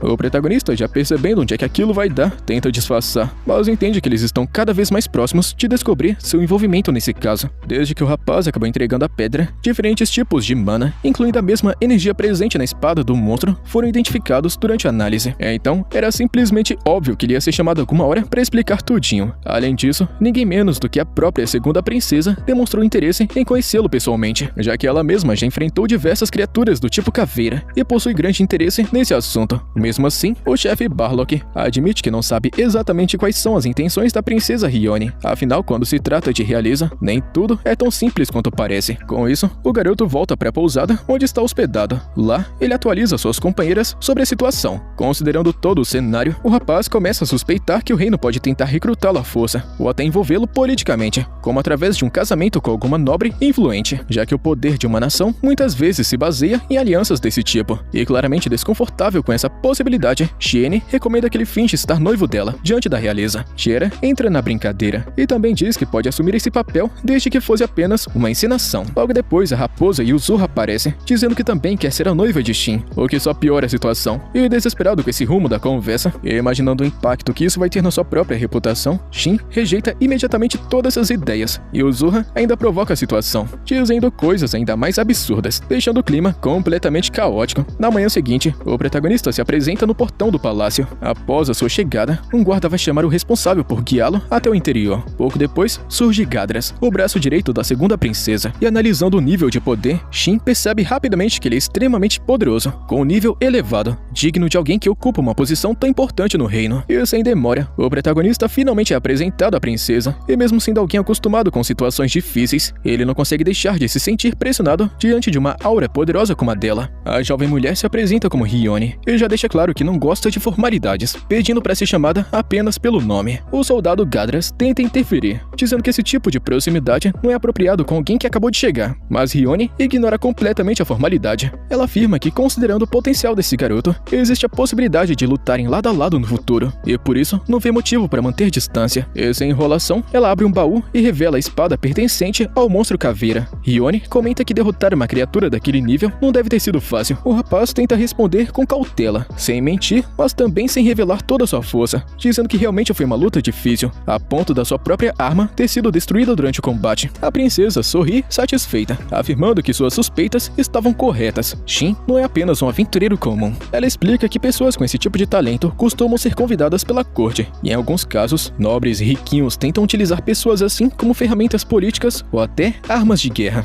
Algo que ela acredita não ser o caso do protagonista. E confuso, ele não entende como suas ações poderiam levar alguém a pensar isso. A princesa então revela que possui uma habilidade especial de intuição, que torna seus julgamentos extremamente precisos, praticamente impossíveis de errar. O soldado Gadras completa falando que a carta de recomendação do Santuário da Lua foi essencial para confirmar a confiança do protagonista, já que esse é um local altamente respeitado. Encerrando o assunto de forma direta, a princesa Hiyone decide ir ao ponto principal. Ela desafia Shin para um duelo, e ao mesmo tempo, em outra parte do palácio, o homem de repente é atacado por uma sombra misteriosa.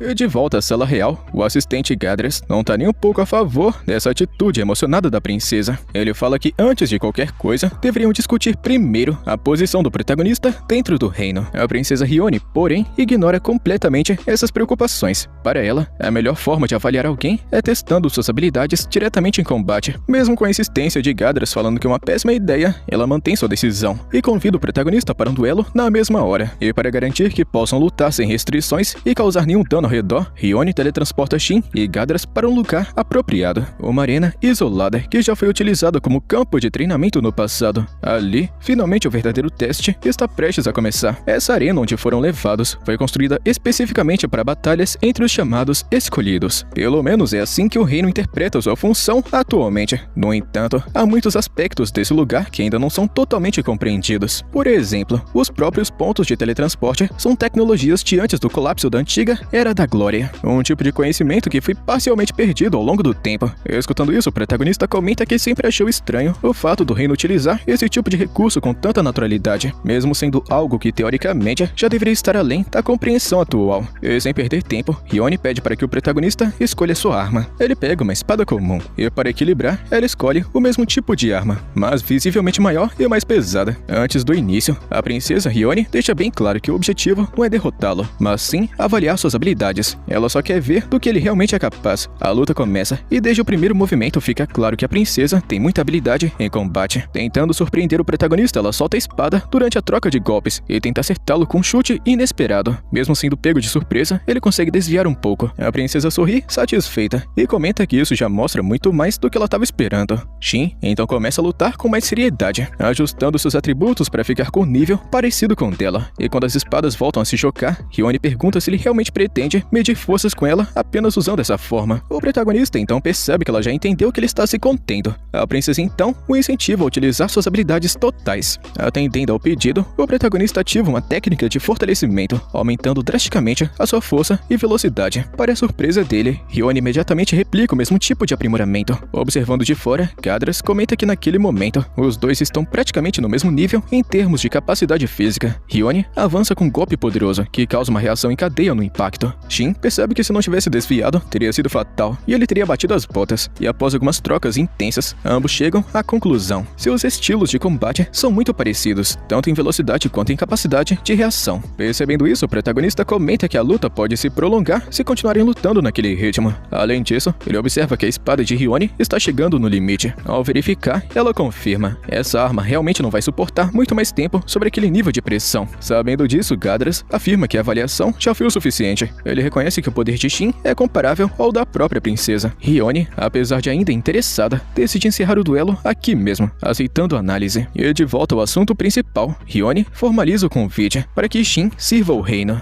Sem hesitar, ele recusa. Ela tenta convencê-lo, oferecendo uma posição de alto nível, mas Shin explica que isso viria acompanhado de inúmeras responsabilidades, que é exatamente o tipo de coisa que ele está querendo evitar. Seu objetivo é continuar livre como aventureiro. Hiyone aceita a decisão, mas pede que ele avise caso mude de ideia no futuro. Nesse momento, Shin levanta uma dúvida. Por que ela trouxe a espada do Jack Caveira para esse duelo, sendo que nem chegou a usá-la? A princesa então explica tudo. Naquele reino, existe uma tradição curiosa. Quando um homem pede uma mulher em casamento, ele oferece a sua espada. E caso ele acabe traindo ela, essa mesma arma deve ser utilizada contra ele. Shin acha isso um tanto quanto bizarro. A princesa Hiyone diz que hoje em dia é apenas um tipo de formalidade, mas admite que considerou a espada que invadiu seu quarto como um possível presente de casamento. Confuso, o protagonista pergunta se isso significa que ele, sem querer, acabou pedindo ela em casamento. Hiyone responde que tecnicamente sim. Ele tenta explicar que isso é tudo um grande acidente, e a princesa não insiste, pelo menos não diretamente. Gadras então revela um ponto mais sério. Algumas pessoas dentro do reino estão tentando utilizar esse incidente como justificativa para acusar Shin e forçá-lo a servir ao país. E para evitar esse tipo de problema, Hiyone está querendo tratar esse ocorrido como um tipo de presente legítimo. Assim, o caso não seria considerado um crime. Aproveitando a oportunidade, Shin aceita deixar a espada com ela, mas impõe uma condição.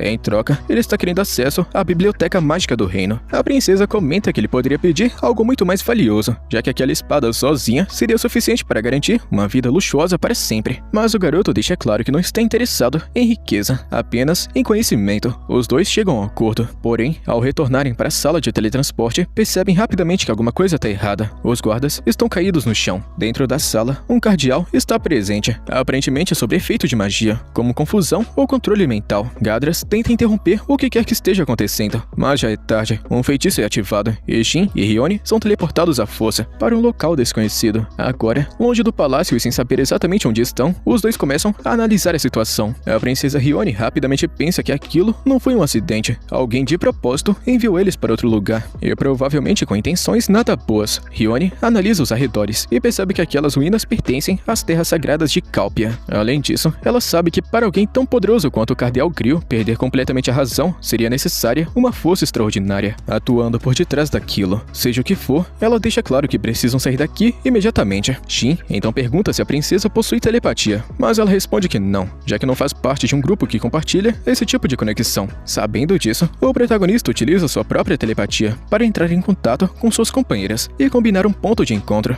Ele pergunta se tem alguma cidade próxima, e Hiyone responde que tem uma cidade murada chamada Valmer, que já é um local que eles teriam que passar de qualquer jeito. E recebendo a mensagem telepática, Shiene se assusta rapidamente, demonstrando grande preocupação por não saber onde o protagonista estava. Ele rapidamente a manda relaxar e explica toda a situação. Depois de escutar tudo, Shiene fica séria e comenta que as habilidades capazes de manipular a mente, como as usadas pelo Cardeal, são consideradas um grande mistério. Até mesmo membros da realeza poderiam ser executados caso fossem pegos utilizando esse tipo de magia. E por isso, o fato de alguém estar livre dentro do reino, utilizando poderes assim, é algo extremamente preocupante. O garoto Shin então comenta que não pode simplesmente usar teletransporte para voltar, já que essa técnica é considerada magia proibida. Se utilizasse esse poder diante dos outros, provavelmente chamaria muita atenção e acabaria sendo impedido de agir livremente depois. Por esse motivo, ele pede para Shiene investigar a situação por conta própria, já que ela possui experiência suficiente para lidar com esse tipo de problema. E sem hesitar, ela aceita. O protagonista então orienta todo mundo a se encontrar em Valmer e encerra a comunicação. Após isso, Shiene se vira para Tiera e comenta que Shin provavelmente está em uma situação complicada. Ela também conta que tem uma chance de um demônio estar envolvido em tudo isso. Demônios são criaturas nascidas do miasma sombrio. Diferente de monstros comuns, eles se fortalecem dentro dessa energia maligna e ainda podem assumir outras formas para se esconder. Criaturas corrompidas pelo miasma que atacam tudo ao redor sem hesitação. Quanto mais humanoide um demônio se torna, mais inteligência e poder ele possui. Além disso, eles são ranqueados em 7 categorias, que vão de Visconde até Grão-Duque, a classe mais alta. E considerando que essa entidade foi capaz de controlar alguém como o Cardeal Grill, Shiene pensa que provavelmente estão lidando com um demônio da classe Conde. E mesmo ainda sendo uma categoria intermediária, isso ainda colocaria a criatura entre os níveis 300 e 400, algo extremamente poderoso. Após explicar tudo isso, Shiene leva Tiera até os muros do castelo. Em seguida, ela utiliza a magia de ocultação sobre as duas, tornando elas invisíveis para entrarem sem serem percebidas. Logo depois, segura Tiera nos braços e simplesmente voa sobre os muros do palácio. O destino delas é a masmorra. Ao chegarem ao local, Shiene percebe que o Cardeal Grill já havia sido preso, o que deixa Tiera ainda mais confusa. Primeiro, Shiene coloca os guardas próximos para dormir, utilizando magia, e pega a chave da cela. Ela então abre a prisão e entra. Conversando com o Cardeal, o homem revela que não consegue se lembrar de absolutamente nada do que aconteceu, por mais que tente forçar a memória. Shiene tranquiliza o homem, explicando que as duas pessoas teleportadas estão seguras. Em seguida, ela utiliza a magia de cura e remove os efeitos negativos que ainda estavam no seu corpo. No entanto, ao lançar a magia de cura no Cardeal, Shiene consegue revelar um demônio escondido por detrás da aparência do clérigo. O seu nome era Magnum, nível 423. O demônio rapidamente reconhece a elfa superior de cabelos prateados e olhos azuis à sua frente. É a famosa Shiene Hasser, alguém que sempre atrapalhou os planos dos demônios. A elfa comenta que já estava na hora de um encontro como esse. Já haviam se passado 500 anos desde a última vez que ela viu uma criatura desse tipo, ainda na época do cataclismo. Mas aparentemente eles continuavam tão feios quanto eram antes, e tentando destruir esse enorme obstáculo no seu caminho, Magnum parte para o ataque. Porém, a elfa se defende aparentemente sem qualquer dificuldade, cortando instantaneamente os tentáculos lançados pelo demônio e causando uma dor intensa. Sem acreditar, Magnum pergunta por que Shiene está ajudando os humanos. Ela responde que não seria justo deixar alguém morrer por falsas acusações. Além disso, seria desastroso para o Santuário da Lua permitir que um demônio andasse livremente por aí. Os tentáculos da criatura rapidamente se regeneram. Magnum então se lembra de que foi justamente no Santuário da Lua que o humano superior costumava permanecer, e que foi esse humano que derrotou inúmeros demônios. Mas segundo ele, tudo isso ficou no passado. A era dos heróis antigos está chegando ao fim. Muitos grandes guerreiros já partiram desse mundo, causando uma grande divisão entre os sobreviventes, e como consequência, a corrupção vem se espalhando como doença. Por isso, Magnum convida Shiene para se juntar aos demônios, especialmente porque ela foi abandonada pelo seu próprio mestre. Shiene confessa que escutar algo assim, em qualquer outra situação, a deixaria furiosa, mas ela aprendeu a não deixar suas emoções dominarem suas ações. Ainda assim, Magnum escolheu o pior momento possível para dizer isso. Então, a elfa invoca sua espada, a Lua Azul, e atravessa o demônio como se estivesse cortando papel. Esse foi o final de mais um episódio. Se não quer perder o próximo, já sabe, né? Deixa a inscrição e o likezão. Tamo junto, mano. Até a próxima.